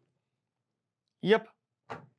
You will. This is so much better than the other wizard options you have. This is part of the reason why my stock in Krondis is so much lower. If you're taking Krondis, you don't take these. Now, sure, Krondis is a wizard 2 with a +2 to cast. Yeah. Krondis is the better wizard. He is also 3 times the points. Yes. They also have a. We did talk about this briefly in the other one. Mhm. They also have a signature spell that is cast on a 7. Target something within 12. If it is an enemy unit, they get last strike. If it is a friendly unit, they get first strike. That's fine, but you won't need it. You're too busy casting other spells. Now, Well, I don't know. Their spells are kind of bad. Like their spells aren't great. no, that's true. That's true. Their prayers are good, But you're going to be casting manifestations and getting rid of manifestations. Yeah. You might use especially it. when you're a wizard too. You gotta have something. You know the best part about this that I didn't realize until just now? What? You can recursion these guys. Because they're non-unique. They Mhm. started with 3 models and Mhm. bring them back. Granted, it takes up your once per game. Okay. But yes. Oh, you killed my wizard. Yep. And then put it back. So these are good if you're taking like all dragons or something and you can't reanimate anything. Mhm. Then you just bring them back. These aren't good if, these are good. Yes, There's no if here. I am having a hard time making a list that doesn't literally start with put a hero in, put in the Storm Coven, delete hero, now what? Yeah. And if you're like, oh, Josh, I don't have these models because I didn't buy them and they're AT online only. Yeah. Congratulations. Take any one of the now Legends foot hero wizards and put them in a group of 3, and there's your Storm Coven. And anybody who tells you that that is not cool is not, that person is at best misinformed and maybe not a good sport. You were going to put that a lot nicer. Yes, I was. I was going to say, not legal advice, smack them in the face. But what was I going to say? Yeah, kit bash. Not even kit bash. Just use the now squatted. Put evocators on. Pick 3 evocators, put them on the board, that's your unit. Yeah, because that's all they are is these fancy evocators. Yeah, they're great. Take them. The only model you shouldn't use for these is a Knight Arcanum. And even then, fair. They probably wouldn't care if there was a group of 3 of them. Because they got a little. One of them is a Knight Arcanum, like lore-wise. So yeah, the Storm Coven is absolutely brokenly amazing, and like I'm on a 2-part tear here. Yeah. I'm torn 2 ways because on the one hand, I don't want to see them nerfed because this is not unbalancing the book. Right. And Knight Arcana, the only reason this is a problem is because of the current list building of the problem that Stormcast. GW created. Right. I don't want to see these guys nerfed point wise just to make you take another drop from the Knight Arcana. Yeah, agreed. That's a dumb way to solve that because the Knight Arcana still has use. She's 90 points cheaper. She's better against manifestations. Cast manifestations better, so if you're taking the Purple Sun, you cast it on a 7, which is great. Because remember, you don't get 2 shots to cast 1 spell. Nope. You only get 1 shot. So these guys don't get a buff, so they're just going to stand there and go. They're probably not didn't going to get an cast 8. stuff on an 8 No. unless you're on arcane terrain or whatever. But yeah, Storm Coven is essentially the first auto take unit we've talked about. Yep.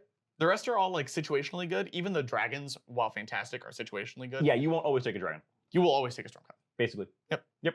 All right. Moving on to our regular scheduled program. We didn't talk about Oh, Knight Adjudicator, because we talked Knight here. Adjudicator. Knight Adjudicator has Gryphounds that it's a ranged melee assassin, basically. Or sorry, ranged melee. Sorry, it's a ranged assassin. Yeah. It's a ranged hero assassin. 3 attacks, 3s and 3s, -2 rend, 3 damage. And they can pick a unit. Hang on, let me read this. If the unit was not set up this turn, Mhm. and any Gryphounds are on the battlefield, pick an enemy unit within 12 inches of this unit, which is weird for an 18-inch range gun. Roll a dice on a 1, remove the Gryphounds. Suck. On a 2, pick one of the unit's Gryphounds that are next to this unit or next to an enemy unit and place it next to the target instead. Oh, why does this have so many words? Your Gryphounds are tokens now. Yeah, I know. But like, anyway, while any of this unit's Gryphounds are next to an enemy unit, add +1 to hit and wound rolls for this unit's shooting attacks, so 2s and 2s. If any enemy units are destroyed or removed from the battlefield while any of the Gryphounds are next to it, place those Gryphounds next to this unit. So, long story short, you have a token, you put it on the enemy, you get +1 to hit and wound them. When they die, you get the token back. Yep. If they don't die, you don't get the token So now back. you're what? 2s and 2s, 2 rend, D3 +3 damage. Yeah, 2s and 2s, 3 rend, 3, 2 rend, 3 damage. Not bad with 3 attacks. There are things you will frustrate, like that's a hero sniper. The problem is how many points. Flash. What is he called? The Knight Adjudicator. Oh, no, I was going to say flash it on the screen. He's a whole freaking drop by himself. Yeah, that's the problem. He's just a whole freaking drop who unlocks Griff Warrior Chamber. He's only 160 points. Sure. The problem, yeah. If you're going all ranged, maybe. There's so many things in this book that are made bad by the drop system. Yep. So many things. Like the Knight Relictor, which is the next one. That's the priest you won't take. Moving on. The Knight Vexilor is one of 2 bonus heroes. And if you're taking any of the bonus heroes, this is the one you're taking because he heals things. That's it. He heals things D3 in a nice bubble. So it's D3 units within 12 inches of him, wholly within 12. Heal D3 and get +3 to the control score. Yes. That's great. That works on dragons, works on your models, works on everybody. It shouldn't work on dragons, but whatever. Get over it. If you got the points. Sorry, again, war flashbacks to last Thursday. Yes, take him. He's a bonus hero. 120 points, I think. I don't have the app. He does. So. 120 points. Yeah. 120 points. He's good. Take him. If you want to take him as his own drop, you unlocks Warrior Chamber. Next, we have the other bonus hero that is bad. That you absolutely will not take. It's the Night Quester. His entire shtick is he fights. Well, okay, his entire shtick is supposed to be he fights good. He doesn't. He doesn't. He's a melee foot assassin with anti-hero +1 rend on its attack. So 3s and 3s, -2, 2 damage, crit mortal with 5 attacks. He is not an assassin. What he does is you have to pair him with the Quester Soulsworn Right. for him to even. Okay, I'm gonna rant for a second. This guy's in the starter box. He has an entire ability that focuses on a Warcry unit that is 6 models for $60 GW. I forgot about that. It's a Warcry unit. I thought you were going to say War Crime Unit. War Crime unit. Go to the Quester Soulsworn? The Quester Soulsworn. How expensive are they? Because I think this whole thing is like 400 points. Well, he's 160. Jeez. Okay, there are 230 points for 6 models with 3 health each. 3 attacks each, 3s and 3s, 1 rend, 2 damage. So you are throwing 18 attacks, 3s and 3s, 1 rend, 2 damage. While they're contesting a quest marked objective, they have Ward 5 up. Basically, at the beginning of the game, the character and them get to pick an objective that they get a bonus on. The bonus is Ward 5 up and +3 control score. And the unit can teleport to that objective with him once per game. Yes, basically. So the whole shtick was you take this 7-man squad. Mhm. You put it on an objective, and they're hard to shift. Yep. For 370 points. I mean, I appreciate the design there. I don't. It costs, and the Night Quester doesn't cost you a drop. That's true. If the Soulsworn were cheaper, they should not be 230 points. I don't know. 18 attacks on that profile, that is kind of consistent. I do not like them. I do not rate them. I don't think they're good. I don't think they're good. No, they're bad. But I don't think they're the worst. Oh, and his other ability, the thing that makes him useless outside of taking them, is he can tandem fight with the Quester Soulsworn. Yes. He's not good. He's not good. No. He's not good, and because of that, they're not good, and pass. Okay. I hate them. I hate them. No smash, only pass. No smash, All only right. pass. Praetors, we already talked about them. Yep. Prosecutors. Prosecutors are now 140 points for 3. Their big thing is they can charge, 3d6 instead of 2d6. They have a dispersed formation, and then once per turn, they do have Ruination Chamber. If you give them the Knight of Zeros, we talked about this already, the Knight of Zeros can buff them to let them hit and run, basically. Yeah. Or move out of combat. They can either fall back without taking damage or get a free move at the end of your turn, So- both of which are good. That's not bad. Prosecutors are a fairly good unit to have. You need models that can do objectives and things. Yes. I think these guys are good because my only problem with them, there's only 2 wounds, so there's only 6 between 100. They are not durable. They are not durable. But I like them as Deep Strike, charge, kill the thing your opponent doesn't want you to touch.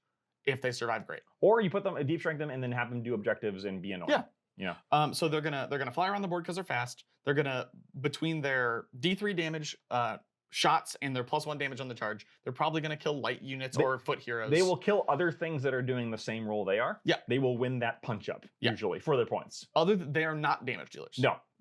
They are fast and skirmishy, and Yeah. that's it. That's fine. Yeah, and that's fine. They fulfill a good role. I like them. Maybe not enough to bring the Knight of Zeros. I agree. Because he cost you a whole drop. Yeah, he does. Speaking of shots. Stormstrike Paladors. We talked about these, but we talked about these with a giant question mark. And what was that giant question mark? It was how many points are they? Exactly. And the unfortunate fact is that the Stormstrike Paladors are 210 points for 3. Yeah. Which is just a little high. Like, they have Ride for Vengeance, which I like. How much are Vanguard Paladors in comparison? So Vanguard Paladors are 220 for the for the one you are going to bring. For the one you're going to bring. The other ones are 230 for the ones you were absolutely not going to bring. Ah. So the problem with Stormstrike Paladors is they have an ability that doesn't unlock. First off, they did fix it. Did you notice this? Oh, no. When we talked about it, we thought that their charging challenge where attacks hits on 5s. Oh, yes, I did see that. They fixed that and it hits on 4s. Yeah. It's First just a off, straight up typo. That alone makes them actually worth using. Yeah. I still think these guys are worth using. They're nice and durable. They're a 3-up save on 5 health with 3 models, 12-inch movement, so they're faster than your Dracothian Guard. They hit fairly hard with their lance or blade. I like that it has anti-infantry and charge +1 damage. Thank you for making it one profile and not making me pick. Oh, yeah. I hate that so much. Me too. Thank you. And their big thing is Bride for Ruin and the World's Ending, which is if any friendly warrior chamber units have been destroyed this battle, you can reroll charge rolls for this unit, and this unit has strike first. And it's just for the rest of the game. Once that goes off, this unit is worth 210 points. Yes. Until it goes off, it is not. Agreed. And on the one hand, a savvy opponent can just not kill your warrior chamber models. You can force the issue, though. Sure. Like, what do you want to die? Well, you want a warrior chamber unit of Vindictors? Hang on. Let Liberators? me look at this whole page. Yeah. Well, Liberators, Vindictors, Praetors, I think, have warrior chamber, right? Yeah. One of those will die, and they will die because things die in this game, Yep. and you can force the issue by forcing into combat. And once that happens, you're buffed up, and these guys, I think, are a great hammer. Yes. The other thing that should be mentioned is these are warrior chamber. So if you take multiples, the first unit that dies buffs the rest of them. If you take multiples and one of these dies, you are not getting the points value out of them. I'm just I saying. know. I'm just saying. I'm just like, if You can recursion these guys back in. They take heals great because they're Oh, 5 yeah, 'cause wounds. they're They 2. rally great because they're 5 wounds. And, oh, no, they don't. Oh, they don't? No, because you only roll 7 dice because they have a banner. And you have to get 5 successes. Oh, right. Yeah, sorry. Unless you have Taurus the And it'll be Redeemed. 5 5s, right? It's 4-ups. Okay. But it's still above average. Yeah, to so roll. they don't rally great, but you can rally them back. You can. But the reanimating 10 wounds on them is pretty good for your once per game. Yes. I think these guys are good. They're just short of being a great hammer because of the points. I think they're probably initially not going to see a lot of play because the Vanguards are probably more favorable. Yes. Because they have some abilities that the Storm Strikes don't have. Yeah. And because of that, they're going to go down in points, which means they will be good. Yes. That's what I Or the Vanguard will go up in points and you have to use them. Yeah, fair. Don't do that. Well, we know how GW works. I know we do. The Storm Strike Chariot is a skip. It doesn't. It's only 150 points for 12 wounds and a 3-up save. Sorry, 10 wounds, but it went down to 10-inch movement, 10 wounds. It has charge mortals, but not particularly great charge mortals. It can power through and do extra damage because it's a chariot. Neither of its melee or ranged weapons are particularly good. It's your only war machine. Yep. It's funny, I It's guess. the only war machine. It's not terrible. It's not bad. It's just not great, and you have better options. Agreed. All right, now we get to the pages and pages of warrior units. Yeah, so we have 4 different warrior units, all of which I think have some kind of play. I would absolutely agree with that. We joked about the internal balance. I think the internal balance of this book is actually better than Skaven. Yeah, probably. It's just the list building sucks so much. List building's griff butt. Just griff butt. Not the griff butt. Anyway, first is Vigilers, which are nearly. They might be another mandatory. Take. So no, I disagree. Really? They are not mandatory. They're a marker light. Yeah. What's a marker light? Which makes them mandatory. So they have they're a 5-man unit, 2 attacks, 3s and 3s, 1 rend, 1 damage. But if they deal any damage to a unit, add 1 to the hit rolls for friendly Stormcast Eternals attacks that are made against the enemy unit for the rest of the turn. You light an enemy up and you get extra damage. +1 to hit. Yeah, +1 to hit. Sorry. Well, and that means extra damage. Yep. Extra damage going through. Yep. Their actual attacks are kind of mediocre. 2 attacks, 3s and 3s, 1 rend, 1 damage. Yeah. Their profile is fine. They're only 130 points. And you get 5 of them for 130 points. Yes. They're cheaper than they used to be. Yes. I agree these guys have a lot of, I don't think they're mandatory. I agree they have a lot of play. I have a hard time not liking +1 to hit on anything in my army. That is very true, because it can see you command points. The other thing that... They're also not bad in melee. Sorry, I have to read this and make sure I'm not wrong. If an enemy unit had any damage points allocated... Yeah, so this is a passive ability. It's not once per turn per army. So if you take multiple units and you spread their attacks, you can get it on... As long as you deal a damage, you can get it on any units you want. This is very true. I don't think you want to do that. I think you should focus fire. Just saying. Yep. But you could. Yeah, I agree. No, I think Vigilers have a lot of play, which is it's great. I love the models. The models are great. So I think Vigilers are great. Do I think they're mandatory? No, but they're pretty darn good. They're definitely worth the points. All right, and then Liberators, who I think have also gotten a bit of a glow up, because Liberators were kind of the whipping post kid. They were the infantry in Warrior Chamber. Yep, and now they got dumpstered in favor of Vindictors, who were just better. Yep. But now they've they've still got 2 health, 5-inch movement, but they now have a natural 3-up save. No more of that +4 up +1 to bullcrap. Literally every single Stormcast in this book has at least a 3-up save. Yes. Even the Vanguard, which is crazy. Yes. So their weapon profiles have been condensed. Thank God. It's just a Warhammer, which is 2 attacks, 3s and 3s, 1 rend, 1 damage with crit mortal, which is not bad. Crit mortal's great. And then 1 out of 5 units gets a Grand Hammer, which is 2 attacks, 3s and 3s, 1 rend, 2 damage with crit mortal.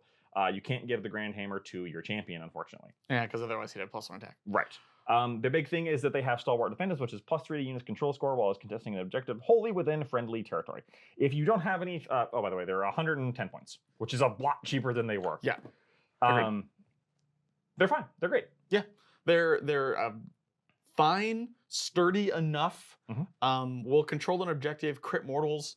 So what we said about the prosecutors going out and killing the other things that are like, they're going to stand on your home objective and do that. If someone tries to take it from you, they're going to crack back. I think there is gas if you are playing in the Warrior Chamber and buffing up Liberators. I think you can have Liberators be a fairly decent damaging line too. Yeah, that's fair. A friend of the show, Kevin, actually told me about this, and I think if there is a universe in which you can play buffed up Warrior Chamber to smack things in the face. Interesting.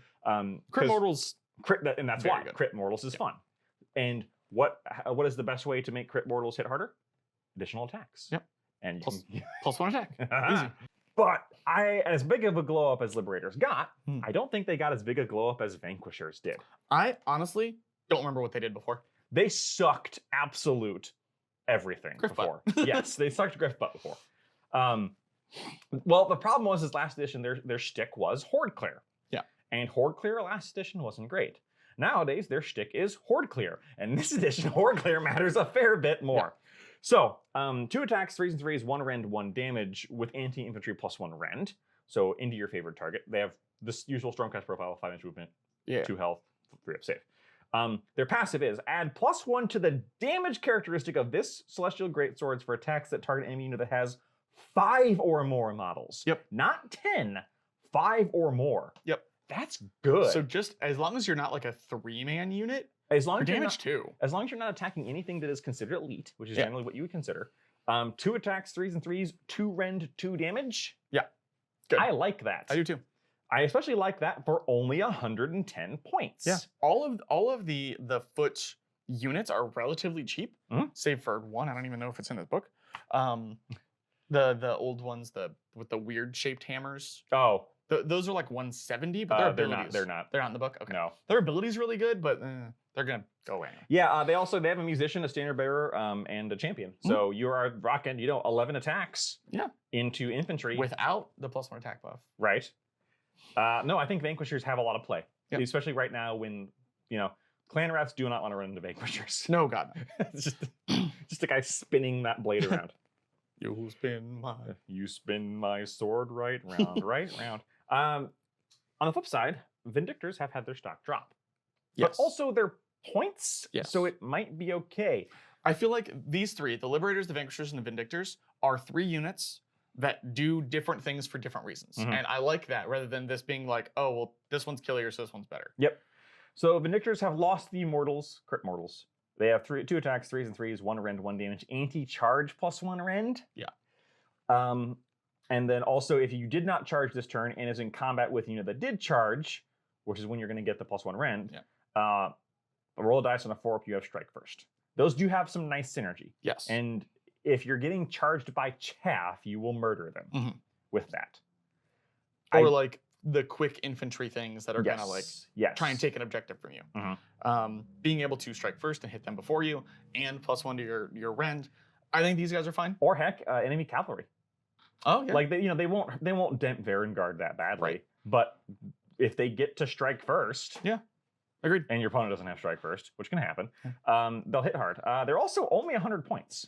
Oh yeah, that is pretty. So good. they're 10 points cheaper than Liberators, which is the only reason I would consider them. Anything that is 100 points or less gets +1 to its stock in my book. Hey, 200 points for 20 wounds is what clan rats are. It's true. And clan rats are great. Yes. And they don't have a 3-up save. No, they don't. I already talked about Storm Coven. I already talked about Soulsworn. Annihilators. Annihilators are bad. They're weird. They're expensive. They're only relatively more tanky. So you have 2 flavors of Annihilators. You have your big shield Annihilators who are 160 points for 3, and then you have your Meteoric Grandhammers who are 210 points for 3. They've all got 4-inch movement and 3 health and a 3-up save with only. Nope, the Annihilators with shields have a 2-up save. Oh, sorry, and then 2-up save with shield. That's the whole shtick. Yeah. So they both have what is called Blazing Impact. Basically, when you drop a Silence in the Storm, you pick 3 enemy units within 10 inches. Go ahead. Well, which is fine because you have to drop outside of 9. Right, but like getting more than one thing outside of 9, like 2 I could see, 3 Your is opponent has to mess hard. up. Roll a d3 for each target, you get mortals. Yep. So what really sucks is that this says specifically with the Silence of the Storm ability, so any other teleporter doesn't work with. Nope. I hate. You only get. I like it because I don't like the idea of I'm going to keep teleporting and doing mortals. I hate stuff that does once like you get a spell and your terrain and the first one in the game. That's it. That's all you have. Yes. Like it should be every time they deep strike. It should be every time they deep strike. These guys at their current points suck. If it was every time they deep strike, I'd rather the points just go down. The Shield Annihilators have a ability where it's you pick an enemy unit that charged this turn and is in combat with this unit. If you roll dice for every model in this unit, so you roll 3 to 6 dice, and if you roll any 6s, that target has strike last. I don't like that. No. You roll 3 dice, and if you roll a 6, they get strike last. That's a 50-50. Their attacks is 3 attacks, 3s and 3s, 1 rend, 2 damage. Sure, which is the same as most of the elite infantry. The Grandhammer ones, on the other hand, have if this unit charged this phase and the unmodified charge roll was an 8 up, that you pick an enemy unit within an inch of it and they have strike last. Yeah. That's a more reliable strike last. It is. So I guess you want the shield ones in units of 6? Yeah, because you want to maximize weird. the dice. The other thing that the Meteor Grandhammers have is they have +1 to rend and +1 damage. Yeah, it's which is 3 attacks, 3s and 2s, 2 rend, 3 damage. Oh yeah, and +1 rend. Ooh. Yeah. So they hit like a truck. Yes, they hit a lot harder. These guys will hurt, but not for 210 points. No. You have better hammers, no pun intended. which we'll get to in a second. But yeah, the reason I wanted to talk about these guys and not skip over them is because the army were down. Oh, fair enough. Which you got me there. We'll talk to. The Star Drakes are bad. You won't take them. No, they're way too expensive. They are ludicrously expensive for what they do. I like this guy's Cavernous Jaws. I thought about this guy because it's his rampage. Once per turn, any combat phase, roll 3 dice. For each roll that exceeds or equals the target's health characteristic, 1 model is slain. Yeah. So he can auto kill 3 1-wound infantry, or potentially kill like a few like heavy infantry. Yeah. Like he goes into Stormcast and he has like a 50% chance to kill 3 models. He's not necessarily bad. It's just that his melee attacks are utterly anemic for his points. He has 12 attacks. They're for 480 points. I take back what I said. This guy is redacted. No, that's the problem. Is 480 points? 480 points. This guy costs as much as Karazai. Wait. I was about to say. That's too much. That's the problem with the 2 Star Drakes is their abilities are not bad, but they also, unlike Karazai, he's hitting on 4s with his jaws. Yeah, that's bad. Yeah, he's got 7 attacks, but they're hitting on 4s. And Here's my rebuttal. He's not unique. He can take artifacts and enchantments. I am still not taking that guy. I'm still not taking him either, but that's my rebuttal. I mean, if you have one, you could play it. Yeah. And he does unlock everything. It's only Extremis and Warrior. Wow. And then Drake Sworn Templar is like this, but with a bow. Yep, and he's got 440 points and worse melee attacks. Yes. And I think has the same exact abilities. No, he has the Monstrous Challenge. He has the same melee attacks. Yeah. Oh wait, they have the same profile, but this one has auto wound and this one has anti-hero, anti-monster, +1 rend. Yep. So against a monster hero, he's 3 rend and there's 2 damage attacks. Yep. He's bad. 40 points left, still bad. We already talked about these. Yes, we did. That's why I talked about them. Knight Draconis Storm Drake Guard. They haven't changed that much. Nope. They're still very good. They are, however, more appropriately costed. The Knight Draconis is 250 dang points, only unlocks Extremis Chamber. His Draconic Flamestorm is not bad at all, because it's 2s and 3s, 2 rend, 1 damage, shoot in combat, 4 attacks. 1 damage. I don't like 1 damage. His Ampfire Blade is 5 attacks, 3s and 2s, 2 rend, 2 damage. His ability is he's still got the Arcane Heritage. He now gives that instead of everyone having Arcane Heritage, which is the ignore spell or a spell on a 4-up, it's now only on the Knight Draconis, who gives it to other Dracothian Guard or Storm Drake Guard. Yeah. They don't have it built in, only he does. Which is fine. He's got Extremis Chamber, he's got Wrath of the Draconith, which is basically once per turn, a friendly Storm Drake Guard unit within combat range. So buddy up with this guy can get +1 attack, but only for the companion attacks. Yeah. Which are hitting on 4s, but 2 wounding on 2s, 2 attacks, 2 damage. Yeah. They're not bad. He's 250 points. That's a lot. The Storm Drake Guard, for their part, they unfortunately did not. I love that the Storm Drake Guard are only 2 wounds less than the character one. Yeah. I mean, I know they're the same model. The Storm Drake Guard, you get 2 models for 330 points. Woo! Yeah. They did not consolidate the profiles, which sucks. It's basically the same thing. Drake Lance is way better on the charge, with 3 attacks, 3s and 3s, 2 rend, 2 damage on the charge, but -1 to both of those with no charging. Yep. And Warblade is 6 attacks, 3s and 3s, 1 rend, 1 damage. You're probably going to use the charge one because that's what these guys do. Again, with power 3, you're going to charge, get all your bonuses, hopefully kill stuff, and then if you don't, move out. If you don't need power 3. If this unit charges this turn, roll a dice. On a 3-up, this unit can move 2d6. This is a combat ability. Well, this is in the combat phase before attacks happen. Yes. So you do this, you stay in combat, or you just do you don't even have mortal wounds. Yeah. Like, why would you? Oh, you do mortal wounds when you do it. Yeah. So you could do D3 mortal wounds and get out, I guess. You can use that to leave instead of retreat.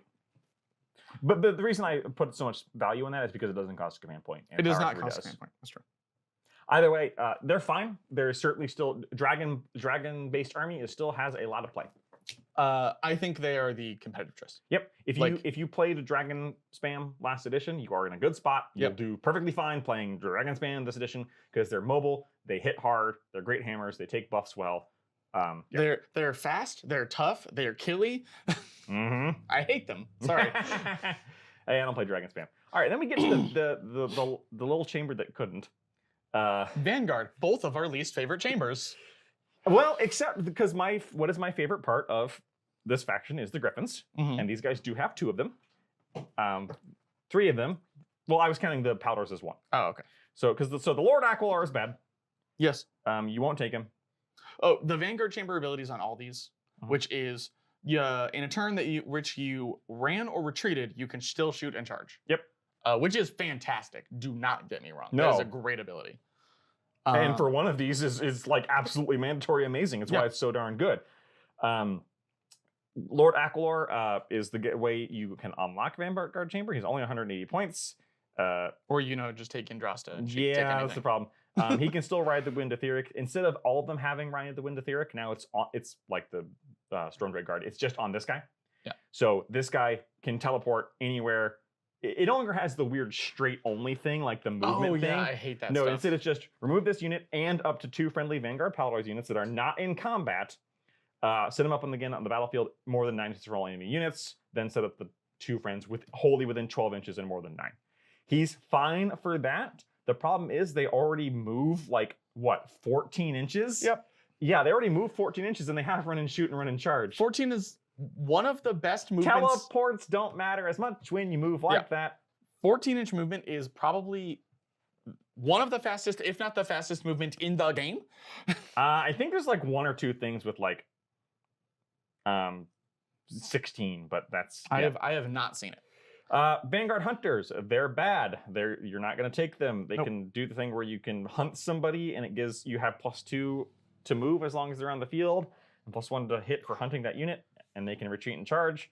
The problem is that they are 120 points for not great profiles. Mediocre attacks. I mean, they're as good as attacks as everything else. They just don't have the crit mortals or anything, and they have shoot in combat with. What did you say? They were 110. Yeah, 120. 120. Still, they're not bad. I just don't think they're not offensive enough to be what they're using them for. Agreed. If you're going heavy or pure into Vanguard Chamber, I still feel like you just spam the word with Paladors. Mm-hmm. And which is what you're going to do. Let's talk about Paladors. So you have the Shock Hand Axe version and the Star Trek Javelin version. They are 2 different versions with 2 different costs. The Star Trek Javelins are 210 or 220 points, which is more than the Storm Strike Paladors. Yes. The Shock Hand Axe ones are 230 points. The Hand Axe ones, which you will not take. The Hand Axe ones are more expensive than the Javelin ones? 230 points, yeah. That's crazy to me. You won't take them. They're better in combat because they have the Hand Axe, which is 2 attacks, 3 and 3 is 1 run, 2 damage, charge +1 damage. They have shocking strikes, which is if you get any damage through with that Hand Axe, they get -1 to wound. Yeah, that's pretty good. It's not terrible. Which is fine, and they are the better melee option. The problem is that for 10 points less, you have the Star Trek Javelin version, which has a range attack. Another ranged attack. Yeah, they both have ranged attacks. They both have pistols, which are, anyway, I started blasting. 10 inches, 2 attacks, 4s and 4s, 1 rend, 1 damage. Shoot in combat. Not bad. But the Javelin has a 12-inch, 1 attack, 3s and 3s, 1 rend, 2 damage. Not great. And then in melee, it's 1 attack, 3s and 3s, 1 same rend, profile 2 in melee. damage. The thing about them is that if this unit charges phase, pick an enemy unit in combat with it to be the target. This unit can immediately use a shoot ability as if it were your shooting phase, but it must target that enemy unit. This unit's Star Strike Javelins have shoot in combat this phase. So they move, they shoot, they charge, they shoot, they fight. Exactly. I hate. You get to double dip. Yeah. So yeah, you don't have as much with the as the Hand Axe, but 2 damage. Yep. Which is great. So the Hand Axe is +1 damage.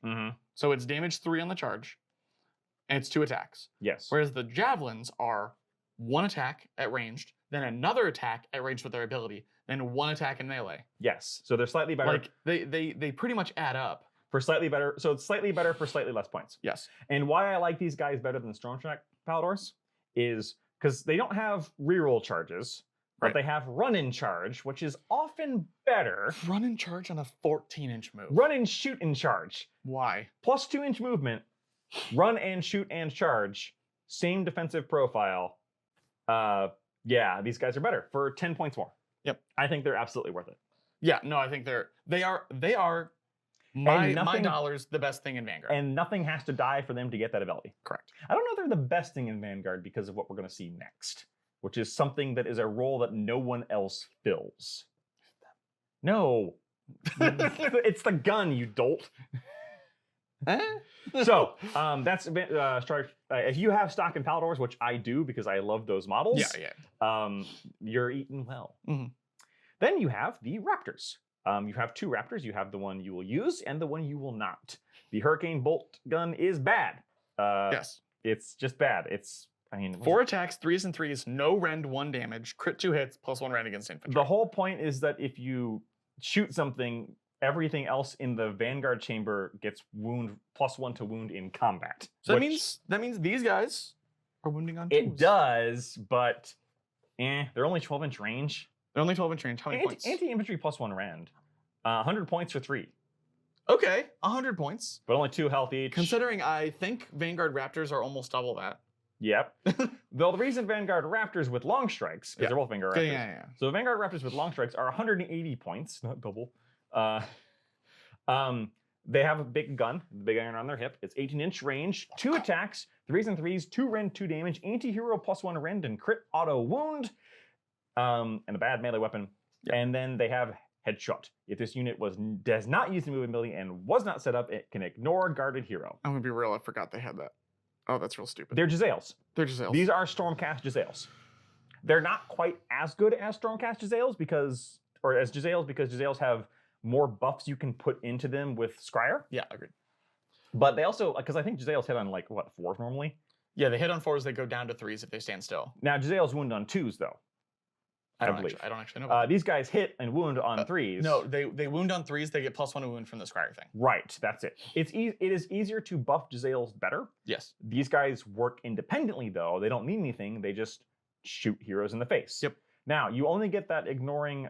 so effects of guarded hero means you ignore -1 to hit, right? Yep, -1 to hit, and if they're in infantry, you can't shoot them outside of 12. You and since these are range 18, you can. Right. So, yeah. These don't get a foot hero within 18 inches of these guys. No, and then, well, here's the other thing. Anti-hero +1 rend means that 2 attacks, 3s and 3s, 3 rend, 2 damage with crit auto wound, even against big heroes, that hurts. It does. You have no other ranged hammer in this army. Agreed. End of story. Yep. This is all you have, and there are certain things in this game that will frustrate you if you do not have a ranged hammer. I think a unit of these is auto-take. Ooh, I disagree with that. If the other unit that gives your entire army +1 to hit is not an auto-take, these are definitely not an auto-take. I think you can combine those things, first off. Honestly, if you're taking those, you take the Vigilors and like light something up and then just plug it. I think these are good if you are focused ranged. The other ones are good all the time. Yeah, I guess there's just certain things that I hate not being able to deal with. I'm thinking Lumineth Foxes, honestly. They nerfed them. I know. You have to actually play Lumineth now. Very sorry. Don't worry. You're just gonna take dragons and catch up with them. It's like Pac-Man. Yeah. The fox is gonna go boop boop, and you're gonna go wow, wow, and kill them. Kill them all. I was thinking more Witness Me. Oh yeah, fair. Irridin the Witness Me. God, I wish. Shiny and chrome. All right, last but not quite last. You have the 2 beasts, the Etherwings and the Gryph-hounds. Neither of them are great because the beast thing means there's a lot of things you can't do with them. Etherwings are speed 14 and very cheap. That's all that matters. Yeah. You're not going to spam them. They're 8. The problem is they're 80 points for 3 models. Mm-hmm. You add +1 to hit rolls for shooting attacks if this guy's within 9 inches. And nothing else matters. If this unit is within 9 inches of an enemy, you kill that enemy or these guys are dead. Yeah. You're just giving your opponent free charges. Yeah. Which is the problem. I don't like the Aetherwings other than scoring points. Yes, but I think there's certain things that can't be scored by beasts, right? Or is that not a thing? No, so their beasts just have only 1 control score. Right. So they're not gonna hold an objective, but they're gonna, be on the edges, they're gonna be in all 4 quarters because your order, they're gonna, take the center and then die immediately. Gryph-hounds are very similar. They're just 9-inch movement and a little bit tougher, but not much. They have 2 health. Oh no, they both have 2 health. Yeah. They're not tougher at all. Is this a 5-man unit or a 3-man unit? Gryph-hounds. They're 6 models for 80 points. So double the wounds for the same points. You do get double wounds for the same points, but they're 3 inches slower. They are 3 inches slower. Why are the Vanguard Paladors faster than the Etherwings? They're not. Oh, no, they're the same speed. Sorry. Okay, question. Why are the Vanguard Paladors as fast as the Etherwings? One of them is a bird that flies. The other one's a bird that doesn't fly. Yeah. But nobody told them that. And the ability on the Gryph-hounds is irrelevant. If someone sets up nearby, they get mortals. Irrelevant. It doesn't matter. They're adorable. They're adorable. They're cheap. They're under 100 points, so they have some stock, but they're not great. Yeah. You won't span them. Lord Vigilant is not great. You won't bring him, I think. Yeah, we talked about him and the Knight of Zeros in our last video. Yep. Lord Vigilant, if he was a generic priest one, way better. But because of that, But he takes a drop. Take a drink. Same thing with the Knight of Zeros. He's not worth a drop. He's fine. He's not worth a drop. The Lord Vigilant on Morgriff is unfortunately not great. Griffstalker. On Griffstalker, sorry, is not great. Nope. I mean, we really wanted him to be good, but Delivered Judgment is not. It is very, very rare that they put something in the 2-player starter set that's good. That's very, rare. very fair. That's fair. I just really want him to be good because it's such an amazing model. Yeah, he's great. That's Lord Vigilant on Griffstalker. He's not great. Lord Terminus, we also talked about. If you're a heavy Ruination Chamber, I don't mind him because the tandem fight with +1 to hit is not terrible. Yeah, Lord Terminus you bring if you're heavy Ruination Chamber. Yeah. Lord Veritant, very similar. I don't even know what he does. That's this guy. So he's a priest. He can unbind as though he were a wizard. Oh right, yeah. He is the other foot priest that's worse than the other. For 130 points, I don't like him. Next, Reclusians they're 140 points for 3. Mhm. And they're an elite infantry model, so 3 attacks, 3s and 3s, 1 rend, 2 damage, which is the standard elite. Crit mortals, which is something. Crit mortals is good. Base crit mortals on 2 damage, I think, automatically has me raise an eyebrow. 140 points is also not that expensive. Yeah. They do have 3 wounds each, so 130 points for 9 wounds. Mhm. They have the once per turn Ignore resistance thing. And they have Momorian Descendants, which is you have 2 Momorian tokens for every 3 models. And that resistance roll is on a 3-up until you start rolling 1s to save, and then that drops and they die. Yeah. So which sucks to suck. It's actually really funny because a 6-man unit of Reclusians also has 4. Mhm. So it's a 10-man unit. They're tokens. But I like the mild resistance of the mild resilience of being able to ignore like spells or prayers or whatever. Your opponent rampages and targets you, and you're like, no, how about we don't do that? Reclusians are good if you go in on Reclusians and buff them. Yes. There is value for that. Is it maybe the most competitive? No. But I think it is playable and quite fun and pretty good. Yeah. They will kill stuff. Getting there is the hard part, but you have more, like we talked about, you have more tools for getting there than you used to. Yep. You have ways around it. All right. All this stuff is bad. Woo. Let's go to the Armies of Renown, because unlike with Skaven, these are actually worth talking about. Yes. The rules of renown. Rules of Renown. So you've got 2 Armies of Renown. First one we're going to talk about is the Ruination Brotherhood, which I think if you're playing Ruination Chamber, you should play Ruination Brotherhood. Counterpoint, I can't take Andraste. This is a very good point, and that is a good counterpoint. So Irridan the witness must be included and must be your general. Mhm. So you have to take Irridan. That's kind of a tax. Yeah, Not gonna lie. it is. You can have any Ruination Chamber units. You can have Liberators. You can have the Night Questers you won't take. You can have any other non-hero Warrior Chamber units, and you can't have any Regiments of Renown. My favorite part is that it says Liberators and then non-hero Warrior Chamber units, which counts Liberators. You could have just said that. That's fine. Which includes a lot of really good stuff. It does. Strong Strike Paladars. That's true. That's why I like this, is it is very broad. It leaves out your Vanguard, basically. Yeah, it leaves out your Vanguard And your Extremis. and your Extremis, which is, if you're going Extremis, you kind of go extreme. you're going extreme. But yeah, if you lean hard into the Brotherhood, the only other thing you can't do is take Warrior Chamber heroes. Yes. Which, as we mentioned, some of them are very good. Yes. So you still have the once per turn, any hero phase, pick a Ruination Chamber unit and give them 5 award. Yep. You have a Rampage for Irridan, which is unlocked, which is because that's your only monster. Yep. Roll a pick up to 3 enemy units in combat. Roll a d3 for each one. On a 2-up, they get mortals, and then they cannot use. That's it. Actually, they just get mortals. Yep, it's fine. They have Hallowed Presence, which is while friendly Warrior Chamber units are wholly within 12. Those friendly Warrior Chamber units have 6. They have to be wholly within 12 of any friendly Ruination Chamber units. So it's kind of similar to the Warrior Chamber subfaction, Mhm. whereas they have to be near something that's not Warrior But it's Chamber. defensive instead of offensive. But it's defensive instead, yes. which is kind of nice. And also because you can give your Ruinations a 5-up, being able to kind of buff your Warrior Chambers is kind of nice. Hey, as any Death player will tell you, a 6-up ward is sometimes nothing to be scoffed Especially at. with a 3-up save. And Yeah, you can multiple really wins. annoy some people. And then finally, this on the Paladors? yeah, exactly. Oh, I don't like that. No, I love it. I love it. Haha. And then once per turn army, at the end of any turn, you can temper the flaw. You must use this ability at the end of each turn. Every friendly non-hero Ruination Chamber unit that fought has to be a target. So you have to do this with everyone who fights.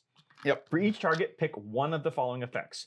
If the target is wholly within 12 of any friendly Ruination Chamber heroes, return one slain model to it. Ooh, boy. If the target is not wholly within 12 inches of any friendly Ruination Chamber heroes, it becomes tormented. While you're tormented, you get +1 attack, but can't use commands or contest objectives. Yeah. I know that sounds very bad. I love this. No, I love it. It's +1. It's again, is this the competitive way to play this book? No. Is it the competitive way to play Ruination? Maybe. I think it is, because both of those effects are very good, and you could have a hero step away. Now, the problem is you have to do it at the end of each turn. Yes. So you have to pre-buff them. But okay, I'm stepping away now. You'll have +1 attack. Have fun. And sure, no commands, but +1 attack is worth a command point. That's true. +1 attack is very strong. You can still bring wizards because our Knight Arcanum is a wizard hero. Or is a warrior chamber hero? Oh no, it's not non-hero. No, so you cannot take a wizard in this faction. In this army. Is Stormcoven warrior? Yes. They're a warrior unit. You're right. Now, to be fair, they can only cast the one spell that's on their card. Doesn't because matter. you don't get the generic ones. Yeah, I think it's kind of intended you don't bring a spell lore. You do still get Irridan though. You do still. Yep. And you still get the prayer lore. Yep. Which is slightly different. Yeah, it is. It is very different. So there is heroic traits. Yep. Heroic trait is once per battle at the start of any turn, pick a Ruination Chamber unit that can use their once per turn ability to ignore more than once per turn. So you can double tap. Yep. The artifact of power is Hallowed Scrolls. If it's infantry, it's got ward 5 up. Otherwise, it has ward 6 up. Yep. Not bad. That's fine. And then the prayer lore, which you will be using with Irridan because he is a prayer priest 1. He's a prayer. He's a prayer. And there's other priests you have access to as well. Pastor Irridan. Yeah. So Morta's Embrace is the unlimited. It is prayed on a 5. You pick a visible enemy unit with an 18. 18 is a good range. Roll the dice. If the dice exceeds the target's health characteristic, kill a model. If the chanting roll is a 10+, roll 2d6 instead. So this has the ability, if you roll a 10+, to kill up to 11 wounds worth of model. But you can only kill one model. Yes, but it doesn't say has to be a unit, can't be a hero. So you could save this up for rolling 2d6 and then kill a Varangard. Yeah, you can go like, that Varangard is dead. They got the dragons. Yeah. They're 9 wounds. You just go like... You're not likely to, but you could. But you could. It's possible. And I like that. And it's unlimited. Murderous Flock, on the other hand, I really like. Yeah. Because it's a horde clear. Visible enemy within 12. Goes off on a 4 normally, and it's a 5 up mortal wounds.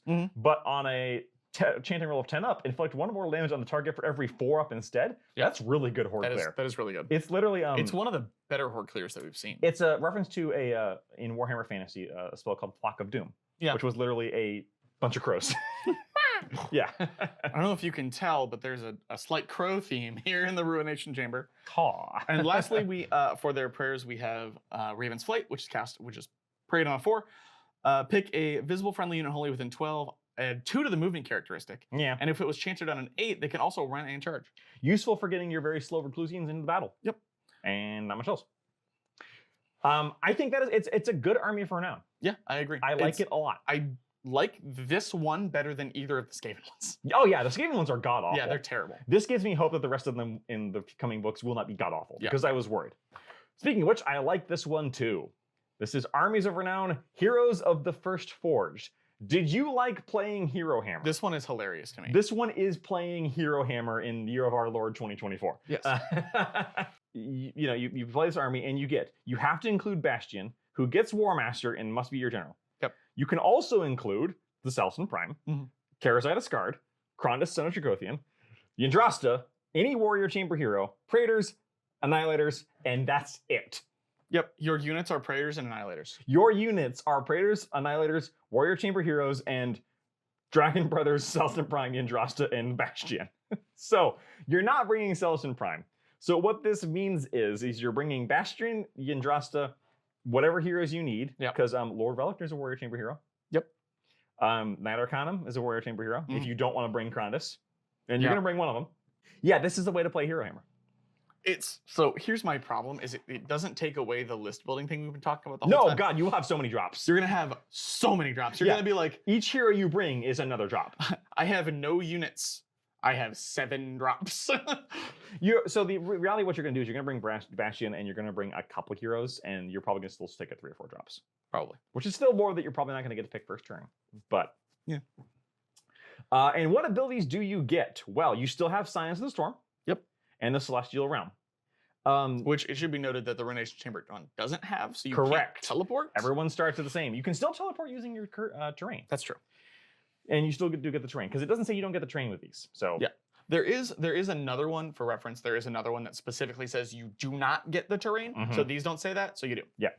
So you do get to modify Science of the Storm a little bit. If Bastion's on the field and was not set up this turn, so you can't wombo combo this, you can pick a friendly Stormcast Eternals unit that is in the realm. This includes dragons, being just a unit. Set up that unit wholly within 6 inches of a friendly Bastion Karthlos and more than 3 inches from all enemy units. Danger close drop. Yes. And if it is an Annihilator, it counts as them dropping with their ability. That's what I like to see. So it's thunk, 3-inch charge. Yeah. Mortal wounds on everybody, 3-inch charges. And by the way, it's once per turn, but you can do this turn after turn. Yeah. You can just have Bastion just summoning. Just walking up the board, just bringing in Annihilators. Every turn. I love it. And then on top of that, you also get Punch Through, which is once per turn, army in your charge phase. Pick a friendly infantry unit in combat that is not charged this turn. So you can't charge and then use it again. That unit can immediately use the charge ability and move through enemy models when it does so. You become Night Hunt. Yeah. Just real briefly, you just turn Ghost and teleport. I'm going Ghost. Yes, you go Ghost. Danny Phantom. No, the reality is what you get to become the Juggernaut. Yeah. You just move straight through them. Don't even care. And remember, the only infantry you're bringing are either Praetors or Annihilators. Yeah. So this is just your Annihilators. Well, this could be done on any infantry, including Bastion. Or Yndrasta. Or Yndrasta. It doesn't have to be a non-character. No, it's hilarious. So this is basically, it's Hero Hammer, and Bastion gets to bring in whatever he wants wherever he wants. Yeah. I mean, you could drop a dragon in at 3 inches away and have them ruin someone's day. You're probably not going to do it with Yndrasta because she has that 3 charge. So I think the way you play this is that just Bastion and his team control the midfield, dropping in people while Yndrasta goes off and has nice philosophical discussions with anything with a monster keyword. Yeah. And then Krondys shows up. This one again, probably not the most competitive way to play, but it looks really fun, really funny. Artifact of Power is he's got a Shield of Skordamar. Pick any combat phase. So this you can't put this on Bastion. Right. It's Bastion loaning his shield, which is kind of funny. That is kind of funny. Pick an enemy unit in combat with this target into the target. On a 4-up, war rolls cannot be made for the target for the rest of the battle. And the best part is this does not say once per game. No, so it's just every combat phase. And you don't have it. And I'm gonna punch just through. Yours. Yeah. You lose a ward. You lose a ward. Everybody loses their wards. The entire Death sub-faction would like to have a word with you. It's just walking towards Nagash, understanding that when you get there's a 50% chance he's gonna lose that ward. That's true. And then a dragon happens. Yeah. I love it. His heroic trait is add +1 to attacks characteristic of this unit's melee weapons while it's wholly within 6 of a friendly Bastion Karthlos. That's fine. The problem is you don't have good beat stick heroes. Yeah. There is not a warrior chamber hero that's not a character, that's not unique, that you would want to put this on. I mean, you could put it on the Night Quester or whatever, but you wouldn't. You wouldn't. Yeah, that one's a little bit of a letdown.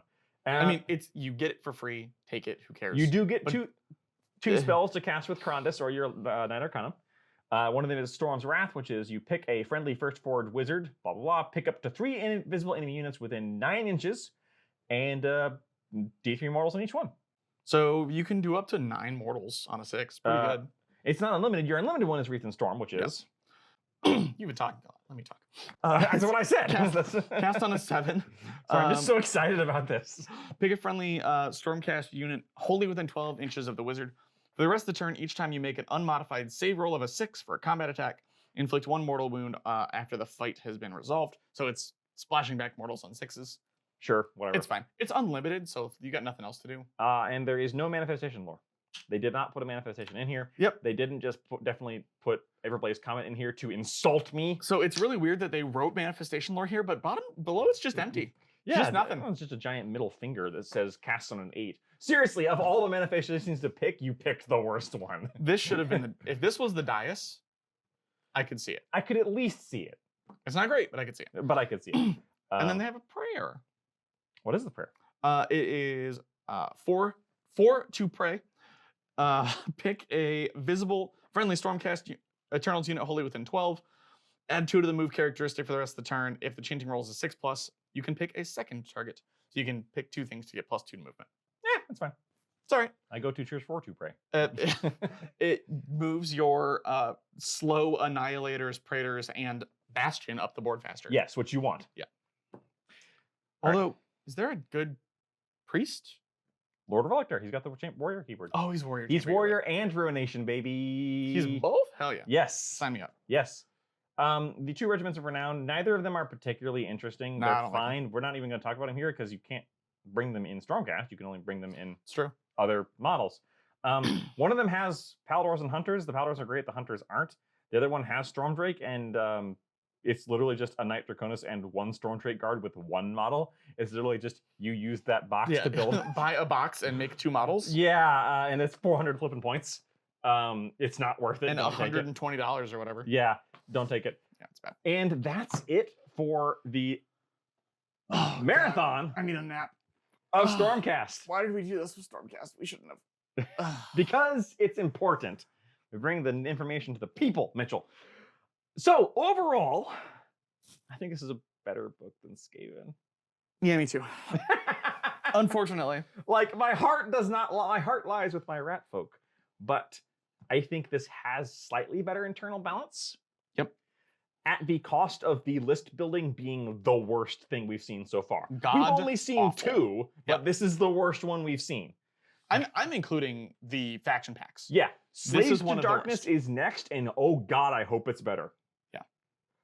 Granted, to be fair, the list building with the bonus heroes and stuff, we knew in the faction pack, like we knew it was going to be bad unless they changed it heavily. And they said now this does bring up a great question though. If you're not gonna I get that we don't. I don't want to change. You don't want to change from the index too much because you're selling the cards, right? Yes. But why the heck buy this then? For the new models. That's it, and I don't like that. I agree. The early books are always the weird ones. They change so little from the faction pack that there's almost no point.